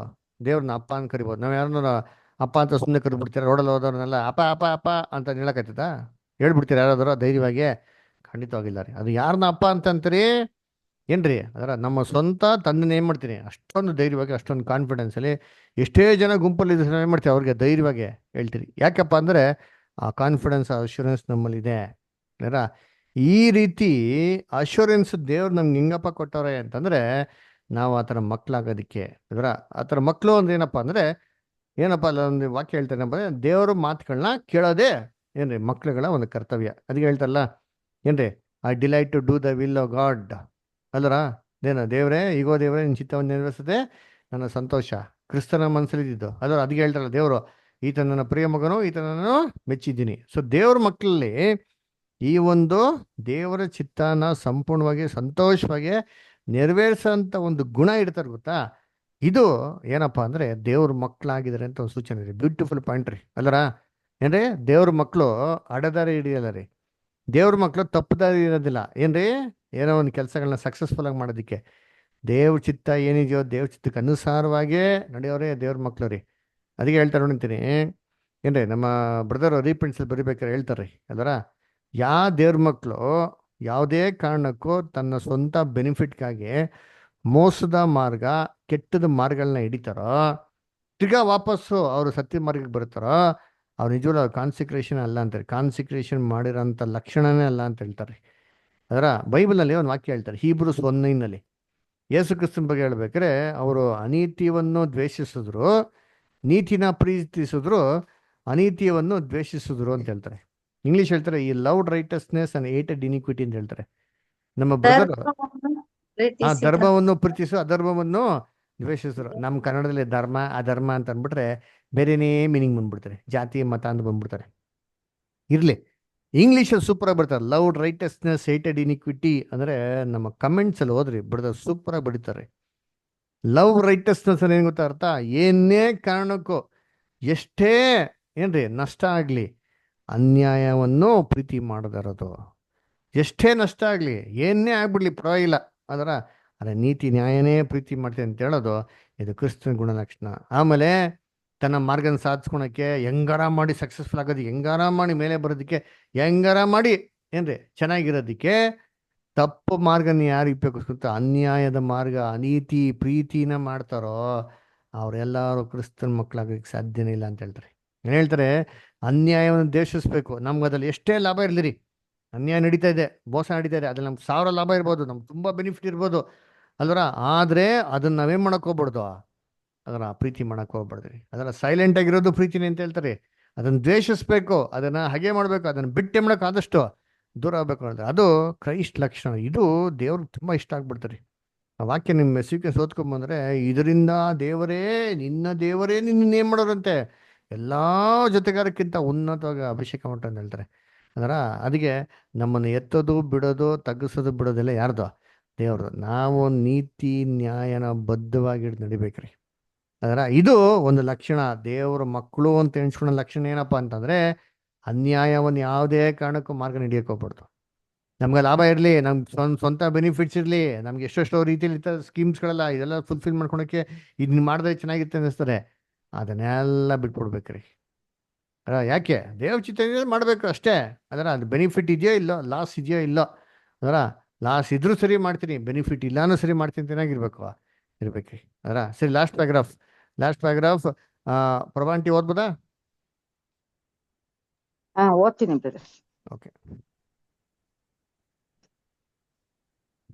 ಎಲ್ಲಾ ವಿಶ್ವಾಸಿಗಳು ಸತ್ಯದ ಆತ್ಮನಾದ ದೇವರ ಪವಿತ್ರ ಆತ್ಮನನ್ನು ಪ್ರತಿಷ್ಠಿಸುವ ಮತ್ತು ಮಗನ ಭಾವ ಹೊಂದುವ ಪ್ರಭಾವಕ್ಕೆ ಬರಲು ಬಯಸುವುದರಿಂದ ಈ ರೀತಿಯಾಗಿ ಪ್ರಸ್ತುತಕ್ಕೆ ಪಡಕೊಳ್ಳುವರೆಲ್ಲರೂ ದೇವರೊಂದಿಗೆ ಸಂಪೂರ್ಣ ಸಾಮರಸ್ಯವುಳ್ಳವರಾಗಿ ಆತನ್ನು ಅಂಗೀಕರಿಸಿ ಮುದ್ರಿಸುವಂತೆ ಅಂತ ಸ್ಥಿತಿಯನ್ನು ಪಡಕೊಳ್ಳಲು ಬಯಸಬೇಕು. ಈ ರೀತಿಯನ್ನು ಈ ಸ್ಥಿತಿಯನ್ನು ಪಡಕೊಂಡ ನಂತರ ಎಲ್ಲರೂ ಆ ಮುದ್ರೆಯನ್ನು ಹಾನಿಗೊಳಿಸದಂತೆ ಅಥವಾ ಮಂಕುಗೊಳಿಸದಂತೆ ಈ ಅಮೂಲ್ಯವಾದ ನಿಧಿಯನ್ನು ಶಮನಗೊಳಿಸದಂತೆ ಆರಿಸದಂತೆ ಎಚ್ಚರಿಕೆ ವಹಿಸಬೇಕು. ಸಾಂಗತ್ಯ ಮತ್ತು ಭಾವೈಕ್ಯವುಳ್ಳ ಪವಿತ್ರ ಆತ್ಮನಲ್ಲಿರುವ ಈ ಪ್ರೀತಿಯು ಮತ್ತು ಸಂತೋಷದ ಆತ್ಮನನ್ನು ಭಾರವುಳ್ಳ ಅಂಧಕಾರಮಯವಾದ ಮತ್ತು ದುಃಖದಾಯಕ ಆತ್ಮವಾಗದಂತೆ ನೋಡಿಕೊಳ್ಳಬೇಕು. ಈ ಮುದ್ರೆಯನ್ನು ಹಾನಿಗೊಳಿಸಬಾರದು, ಆದರೆ ಅದನ್ನು ಸದಾ ಪ್ರಕಾಶಮಾನವಾಗಿ ಮತ್ತು ಚಿರನೂತನವಾಗಿ ಇಡುವುದು, ಅದನ್ನು ಪಡೆದುಕೊಳ್ಳುವುದು ಎಲ್ಲರೂ ನಿರಂತರವಾದ ಪ್ರಯತ್ನವಾಗಿರತಕ್ಕದ್ದು. Thank you brother. Thank you aunty. So ನೋಡ್ಬೇಕಾದ್ರೆ ಇದು ನೋಡಿ ಬ್ಯೂಟಿಫುಲ್ ಪಾಯಿಂಟ್ ಹೇಳ್ತಾರೆ. ಇವತ್ತು ಈ ಪ್ಯಾರಾಗ್ರಾಫ್ ಇಷ್ಟೊಂದು ಚಾಪ್ಟ್ರಲ್ಲಿ, ಈ ಚಾಪ್ಟ್ರಲ್ಲಿ ನಾವು ಏನೆಲ್ಲ ಪಾಯಿಂಟ್ಸ್ ನೋಡಿದ್ರಿ, ಪವಿತ್ರಾತ್ಮನ ಸಾಕ್ಷಿ, ಈ ಥರದ್ದು ಯಾವ್ದಾರ ಸಾಕ್ಷಿ ನಮ್ಮ ಜೀವನದಲ್ಲಿ ಇಡ್ತಾ ಇದ್ರೆ ಅದು ತುಂಬ ಸಂತೋಷ ಪಡಬೇಕು. ಅದನ್ನು ಯಾವುದೇ ರೀತಿ ಡಿಸ್ಕರೇಜ್ ಆಗಿ ಇದನ್ನ ನೆಗೆಟಿವ್ ಆಗಿ ತಗೊಂಡು ಅಂದ್ರೆ ಇದನ್ನ ಬೇರೆ ರೀತಿಯಲ್ಲಿ ನಾವು ಸಂಪಾದನೆ ಮಾಡೋದಕ್ಕೆ ಏನ್ರಿ ಬೇರೆ ಬೇರೆ ಲೋಕದ ಒಂದು ಅನಿಸಿಕೆಗಳ ಪ್ರಕಾರ, ಲೋಕದ ದೃಷ್ಟಿಕೋನದಲ್ಲಿ ಪ್ರಕಾರ ನಾವು ದೇವರ ಫೇವರ್ ಇದು ಅಂತ ತಿಳ್ಕೊಂಡು ಅದನ್ನ ಪಡ್ಕೊಳಕ್ಕೆ ನಾವೇನ್ ಮಾಡಕೋಗ್ಬಿಡೋದು, ಪ್ರಯತ್ನ ಮಾಡ್ಬೋದು ಅಂತ. ಚೆನ್ನಾಗಿ ಅರ್ಥ ಇಟ್ಕೊಳ್ರಿ. ಇದು ಈ chapter very very important chapter. ಯಾಕಂದ್ರೆ ಎಷ್ಟೋ ಜನ ಕಾನ್ಸಿಕ್ರೇಷನ್ ಮಾಡ್ಕೋತಾರೆ, ಕಾನ್ಸಿಕ್ರೇಷನ್ ಆಗಿದ್ಮೇಲೆ ಅವ್ರ ಜೀವನದಲ್ಲಿ ಬರುವಂಥ ಅನೇಕ ಅನುಭವಗಳಿಂದ ಡಿಸ್ಕರೇಜ್ ಆಗಿ ಏನು ಮಾಡ್ಬಿಡ್ತಾರೆ ಅಂತಂದರೆ, ಅಯ್ಯೋ ನಾವು ಸತ್ಯಲ್ಲಿ ಬಂದಿದ್ದೇ ವೇಸ್ಟು ಅಂತ ಅನ್ಸ್ಬಿಡ್ತಾರೆ. ಆ ಥರ ನಿರ್ಧಾರಗಳು ಏನು ಮಾಡ್ಬಿಡು, ದೇವ್ರ ತೊಗೊಳಕ್ಕೆ ಹೋಗ್ಬಿಡ್ದು. ಯಾಕಂದರೆ ಶೋಧನೆ ಬರ್ತಾರೆ, ಆ ಶೋಧನೆಗಳಲ್ಲೇ ದೇವ್ರು ನಮ್ಮನ್ನ ಪರೀಕ್ಷೆ ಮಾಡಿ ನೋಡ್ತಾರೆ, ನಾವು ದೇವ್ರ ಮಕ್ಕಳು ಹೌದೋ ಇಲ್ವೋ ಅಂತಂದ್ಬಿಟ್ಟು ಅಷ್ಟೇ. ಇದರಲ್ಲಿ ಎಲ್ಲದಲ್ಲೂ ಏನೇನು ಗೊತ್ತಾಗಬೇಕು, ಹಿಂದಕ್ಕೆ ಹೋಗದೆ ರೀತಿಲಿ ಸತ್ಯಲ್ಲಿ ದೃಢವಾಗಿ ನಿಂತ್ಕೊಳ್ಳೋ ಮಕ್ಳು ಇರ್ಬೇಕ್ರಿ. ಯಾಕಂದರೆ ಅದೇ ಒಂದು ಏನು ವಿಟ್ನೆಸ್. ಅಂದ್ರೆ ನಾವೇನಾಗಿದ್ದೀರಿ, ದೇವ್ರ ಮಕ್ಕಳಾಗಿದ್ದೀರಿ. ಯಾವುದೇ ಕಾರಣಕ್ಕೆ ಹಿಂದಕ್ಕೆ ಹೋಗ್ತೀರಾ, ದೇವ್ರು ಕೊಟ್ಟಂತ ಇದರಲ್ಲಿ ಸತ್ಯ ದೃಢವಾಗಿ ಪ್ರೀತಿಯಲ್ಲಿ ಬೆಳೆದು ಹೇಳಕ್ಕೋ ನಾವು ಪ್ರೂವ್ ಮಾಡಿ ನೋಡಿಸ್ಬೇಕ್ರಿ. ಅಲ್ಲರ ಏನಂತಾರೆ, ನಾವು ದೇವರ ಏನ್ರಿ ಮಕ್ಕಳು ಅಂತ ಅಂದ್ಬಿಟ್ಟು. ಸೈತಾನ ಇದೇ ಚಾಲೆಂಜ್ ಮಾಡಿದ್ದು ದೇವ್ರಿಗೆ. ಯಾರ ಓದೇನು ದೇವ್ರ ನೀನು ನೋಡ್ಕೊಂಬಿಟ್ಟಿದ್ದೆ ಜೋಬ್ನ, ಇದೀಗೆಲ್ಲ ಚೆನ್ನಾಗಿಟ್ಟಿದ್ದೆ, ಅದನ್ನ ಚೆನ್ನಾಗವನೇ, ಏನು ಸ್ಪೆಷಲು ತೆಗಿ ನೋಡಿಸ್ತೀನಿ ನಾನು ಅಂತಂದ್ಬಿಟ್ಟು ಅವ್ರು ಚಾಲೆಂಜ್ ಮಾಡೋದು ದೇವ್ರ ಹತ್ರ ಅಲ್ವಾ. ಆ ದೇವ್ರು ಆಯ್ತಪ್ಪ ತಗೊಳಪ್ಪ. ಯಾರ ದೇವ್ರು ನಮ್ಮ ಜೀವನದಲ್ಲಿ ಹಿಂಗೆ ಬಿಡುತ್ತಾರೆ. ಸೇತಾನ್ನ 1874 ಜೀಸಸ್ ಕ್ರೈಸ್ಟ್ ಬಂದರು. ಯಾಕೆ ಇದುವರೆಗೂ ಸೇತಾನ್ನ ಬಿಟ್ಟವ್ರೆ, ಸೇತಾನ ಕಟ್ಟಾಕವ್ರೆ. ಆದರೆ ನಮ್ಮ ಜೀವನದಲ್ಲಿ ದೇವರೆಲ್ಲ ತನ್ನ ಹಿಡಿತಲ್ಲಿ ಇಟ್ಕೊಂಡು ಎಷ್ಟು ಬೇಕೋ ಅಷ್ಟು ಬಿಟ್ಟವ್ರು ಅವನ್ನ ಅಲ್ವರ. ಯಾಕೆ ಬಿಟ್ಟವ್ರೆ, ಯಾಕೆ ಅಂದರೆ ಅವನಿಲ್ದ್ರೆ ನಮಗೆ ಶೋಧನೆ ಹಿಂಗೆ, ಅವನಿಲ್ದ್ರೆ ನಮಗೆ ಪರೀಕ್ಷೆ ಹಿಂಗೆ. ಅದರ ನಾವು ಫೇತ್ಫುಲ್ ಆಗಿದ್ದರಿಂದ ದೇವ್ರಿಗೆ ಹೆಂಗೆ ನೋಡ್ಸೋದು ಅಲ್ವರ. ಅದಕ್ಕೆ ದೇವ್ರೇನು ಮಾಡ್ತಾರೆ, ಸರಿ ಮಾಡೋ, ಅದೇನು ಮಾಡ್ತೀಯ ಮಾಡೋ, ಅದರ ಏನು ಬೇಕಾದ್ರೆ ಮಾಡೋ, ಪ್ರಾಣಕ್ಕೆ ಮಾತ್ರ ಏನು ಮಾಡೋಂಗಿಲ್ಲ, ನೀನು ತೊಂದರೆ ಮಾಡೋಂಗಿಲ್ಲ ಅಂತ ಹೇಳ್ತಾರೆ. ಅದೇ ಥರ ನಮ್ಮ ಪ್ರಾಣ ಇರೋದು ಯಾರ ಕೈಲಿ, ದೇವ್ರ ಕೈಲಿ. ನಮ್ಮ ಪ್ರಾಣ ಹೋಗ್ಬೇಕು ಅಂದರೆ ದೇವ್ ಚಿತ್ತ ಇಲ್ಲದ್ರೆ ಯಾರೋ ನಮ್ಮ ಪ್ರಾಣ ಮುಟ್ಟಕ್ಕೆ ಸಾಧ್ಯನೇ ಇಲ್ಲ ರೀ ಅಲ್ವರ. ಅದಕ್ಕೆ ಒಂದು ಮಾತು ಹೇಳ್ತಾರೆ, ಜೀಸಸ್ ಬೈಬಲಲ್ಲಿ ನಾವು ನೇಪಾಳ ಕ್ಲಾಸ್ ಓದ್ತಾರೆ, ಅದು ಇಂಗ್ಲೀಷಲ್ಲಿ ಹಾಕಿ ನೋಡಿ ವಾಲ್ಯೂಮ್ ಸ್ಟಡಿ ಕೇಳ್ರಿ, ತುಂಬ ಚೆನ್ನಾಗಿದೆ. ಬೈಬಲಲ್ಲಿ 2-3 ವಾಕ್ಯ ಹೇಳ್ತಾರೆ. ಅವರ ಗಳಿಗೆ ಬಂತು ಅಂತ ಹೇಳ್ತಾರೆ. ಅವ್ರ ಗಳಿಗೆ ಬರೋ ತನಕ ಯಾರು ಆತನ ಮೇಲೆ ಕೈ ಹಾಕ್ಲಿಲ್ಲ ಅಂತ ಹೇಳ್ತಾರೆ. ಈಸ್ ಅವರ್ ವಾಸ್ ಕಮ್ ಅಂತ ಹೇಳ್ತಾರೆ. ಯೇಸು ಕ್ರಿಸ್ತ ಪ್ರಾರಂಭ ದೇವರೇ ನನ್ನ ಸಮಯ ಬಂದಿದೆ ಅಂತ ಹೇಳ್ತಾರೆ. ಅದೇನರ್ಥ ಅಂದರೆ ದೇವರು ಯೇಸು ಕ್ರಿಸ್ತನ ಹೆಂಗೆ ಪ್ರೊಟೆಕ್ಟ್ ಮಾಡಿದ್ರು ಅಂತಂದರೆ, ಅವ್ರು ಹೇಳ್ತಾರಲ್ಲ 12 ಲೆಗಿಯನ್ಗಳನ್ನ ಕೊಟ್ಟಿದ್ದಂತ, ಆ ಥರ ಫಸ್ಟೇ ಕೊಟ್ಟಿದ್ರು. ದೇವರ ಅನುಮತಿ ಇಲ್ದಿರ ಆ ಸಮಯ ಬರೋ ತನಕ ಯಾರೋ ಕ್ರೈಸ್ತ ಮುಟ್ಟಕ್ಕೆ ಸಾಧ್ಯನೇ ಇರ್ತಾಯಿಲ್ಲ ರೀ. ಆದರೆ ಅವ್ರು ಕೊನೆಗೆ ಹೇಳ್ತಾರೆ, ನನ್ನ ಸಮಯ ಹತ್ತಿರ ಬಂತು, the hour is come, it cometh ಅಂತ ಹೇಳ್ತಾರೆ. ಆವಾಗ ದೇವ್ರೇನು ಮಾಡಿದ್ರು, ಅನುಮತಿ ಕೊಟ್ಟರು. ಹೋಗಿ ಅದರ ಸೇತನ ಹಾಗೂ ಕೂಡ ಹೆಂಗೆ ಮುಟ್ಟದ, ಯುವದಾಸನ ಮುಖಾಂತರ ಏನು ಮಾಡ್ದ, ಮುತ್ತು ಕೊಟ್ಟು ಏನು ಮಾಡ್ದ, ಮುಟ್ಟದ. ಅದರ ಅವಾಗ ಕೂಡ ಯೇಸು ಕ್ರಿಸ್ತನ ರಿಯಾಕ್ಷನ್ ಹೆಂಗಿತ್ತು ಅದರ. ಸೊ ಇದೆಲ್ಲ ನಮಗೆ ಪಾಠ ರೀ ಅಲ್ವರ. ಸೊ ನಮ್ಮ ಜೀವನದಲ್ಲಿ ಇವೆಲ್ಲ ಆಗ್ಬೇಕಾದ್ರೆ ಈ ಪವಿತ್ರಾತ್ಮನ ಒಂದು ಸಾಕ್ಷಿ ನಮ್ಮ ಜೀವನದಲ್ಲಿ ಕಳ್ಕೊಂಬಾರ್ದು ಯಾವುದೇ ಕಾರಣಕ್ಕೂ. ಸತ್ಯದಲ್ಲಿ ದೇವ್ರು ಏನೇ ಆಗಲಿ ಕೈ ಬಿಡಲ್ಲ ಅಂತ ಹೇಳಿದ್ರೆ ದೇವ್ರು ಕೈ ಬಿಡಲ್ಲ ಅಂತಂದ್ಬಿಟ್ಟು ಆ ವಾಗ್ದಾನಗಳ ಮನಸ್ಸಲ್ಲಿ ನೆನೆಸ್ಕೊಂಡು ಇದನ್ನ ಅವಾಗ ಏನು ಮಾಡಬೇಕು, ಪ್ರೇಯಲ್ಲಿ ದೇವ್ರ ಹತ್ರ ಹೇಳ್ಕೊಬೇಕ್ರಿ. ಅದರ ದೇವ್ರು ಮಾಡಿದಂಥ ವಾಗ್ದಾನಗಳನ್ನ ದೇವ್ರು ಏನು ಮಾಡಿದ್ರಿ, ಯಾವತ್ತು ಮರೆಯತಕ್ಕವನೋ ಅಲ್ವೇ ಅಲ್ಲ. ನಾವು ಎಜಿಕಿನ ಒಂದು ಪ್ರಾರ್ಥನೆ ಪಾಠ ಕೇಳಿದಿರಲ್ವ ಅಂದ್ರೆ ಯೂಟ್ಯೂಬಲ್ಲಿ ಇದೆ, ಕೇಳಿರ್ತೀರಿ. ಎಜಿಕೆ ಹೆಂಗೆ ಪ್ರಾರ್ಥನೆ ಮಾಡ್ತಾನೆ, ದೇವರೇ ಕಣ್ಣಿಟ್ಟು ನೋಡು, ಕಿವಿ ಇಟ್ಟು ಕೇಳು, ಪತ್ರ ಕ್ಲೀನ್ ತೆಗೆದು ಏನು ಮಾಡ್ತಾನೆ, ಆಲಯ ಸ್ಪ್ರೆಡ್ ಮಾಡಿ ಇಟ್ಬಿಡ್ತಾನೆ. ನಮ್ಮ ಹೃದಯಗಳನ್ನ ದೇವತೆ ಏನು ಮಾಡೋಕೆ ಸ್ಪ್ರೆಡ್ ಮಾಡಿಟ್ರೆ ದೇವ್ರ ನಮ್ಮ ಪ್ರಾರ್ಥನೆಗಳನ್ನ ಕೇಳಿ ನಮ್ಮ ಬರುವಂಥ ಎಲ್ಲ ಶೋಧನೆ ಏನು ಮಾಡೋದು, ದೇವ್ರು ನಮ್ಮನ್ನ ಕಾಪಾಡ್ತಾರೆ. ಓಕೆನಾ. ದೇವ್ರ ವಾಕ್ಯಗಳನ್ನ ಆಶೀರ್ವದಿಸಲಿ. ನೆಕ್ಸ್ಟ್ ವೀಕು ಇದೇ ಥರ ಈ 5th ವಾಲಿಂದ ನೆಕ್ಸ್ಟ್ ನೋಡೋಣ, ನೆಕ್ಸ್ಟು ಕಂಟಿನ್ಯೂ ಮಾಡೋಣ. ಓಕೆನಾ. ಸೊ ಏನೇನು ಡೌಟ್ಸ್, ಏನೋ ಕ್ವಶನ್ಸ್ ಏನೋ ಇದೆಯಾ, ಏನೋ ಕೇಳೋದಿದೆಯಾ ಯಾರಿಗಾರ? ಸರಿ, ಓಕೆ. ಹಂಗೆ ಯಾರಿಗೂ ಏನು ಡೌಟ್ಸ್ ಇಲ್ಲ ಅಂದರೆ ನಾವು ಕೊನೆಯದಾಗ ಒಂದು ಪ್ರಾರ್ಥನೆ ಮಾಡೋಣ. ಮುಕ್ತಾಯನ ಮಾರ್ಚ್ 31 ಚೆನ್ನಾಗಿ ಅಪ್ಡೇಟ್ಗಳು, ಪ್ರಭು ರಾತ್ರಿ ಭೋಜನ ಇದೆ. ಎಲ್ಲ ಸೋದರಿಗಳು ಎಲ್ಲೆಲ್ಲಿ ಸಭೆಗಳಿದೆಯೋ ಅದರ ನಮ್ಮ ಸಭೆಗಳಲ್ಲಿದೆಯೋ ದೇವ್ರ ಮಕ್ಕಳೆಲ್ಲ ಕೂಡಿ ಪ್ರಭು ರಾತ್ರಿ ಭೋಜನ ಪಾಲ್ಗೊಳ್ಬೇಕಂತ ಕೇಳ್ಕೊತೀನಿ. ಯಾವುದೇ ಕಾರಣಕ್ಕೂ ಮಿಸ್ ಮಾಡ್ಕೊಂಬಿಡಿ, ಅವತ್ತು ರಜೆ ಹಾಕ್ರಿ. ಅದೇ ಥರ April 19 ನಮ್ಮದು ಆ್ಯನ್ಯಲ್ ಕನ್ವೆನ್ಷನ್ ಇದೆ ಬೆಂಗಳೂರಲ್ಲಿ. YMC ಹಾಲಲ್ಲಿ ದಯವಿಟ್ಟು ಎಲ್ಲ ಮಕ್ಕಳು ಅಲ್ಲಿ ಬರ್ಬೇಕಾಗಿ ಕೇಳ್ಕೊತೀನಿ. ಆಮೇಲೆ ಮಾರ್ಚ್ 8ನೇ ತಾರೀಕು ಮನೇಲಿ ಬ್ಯಾಪ್ಟಿಸಮ್ ಇದೆ. ಬೆಂಗಳೂರಲ್ಲಿ ಇರೋರು ಮಾತ್ರ ಎಲ್ಲರೂ ದಯವಿಟ್ಟು ಮನೆಗೆ ಬರ್ಬೇಕಾಗಿ ಕೇಳ್ಕೊತೀನಿ ಅವತ್ತು. ಓಕೆನಾ? ಓಕೆ, ದೇವರು ಈ ವಾಕ್ಯಗಳನ್ನ ಆಶೀರ್ವದಿಸ್ಲಿ. ಕೊನೆಯದಾಗಿ ನಾವು ಪ್ರಾರ್ಥನೆ ಮಾಡೋಣ, ಏನು ಮಾಡೋಣ, ಮುಕ್ತಾಯ ಮಾಡೋಣ.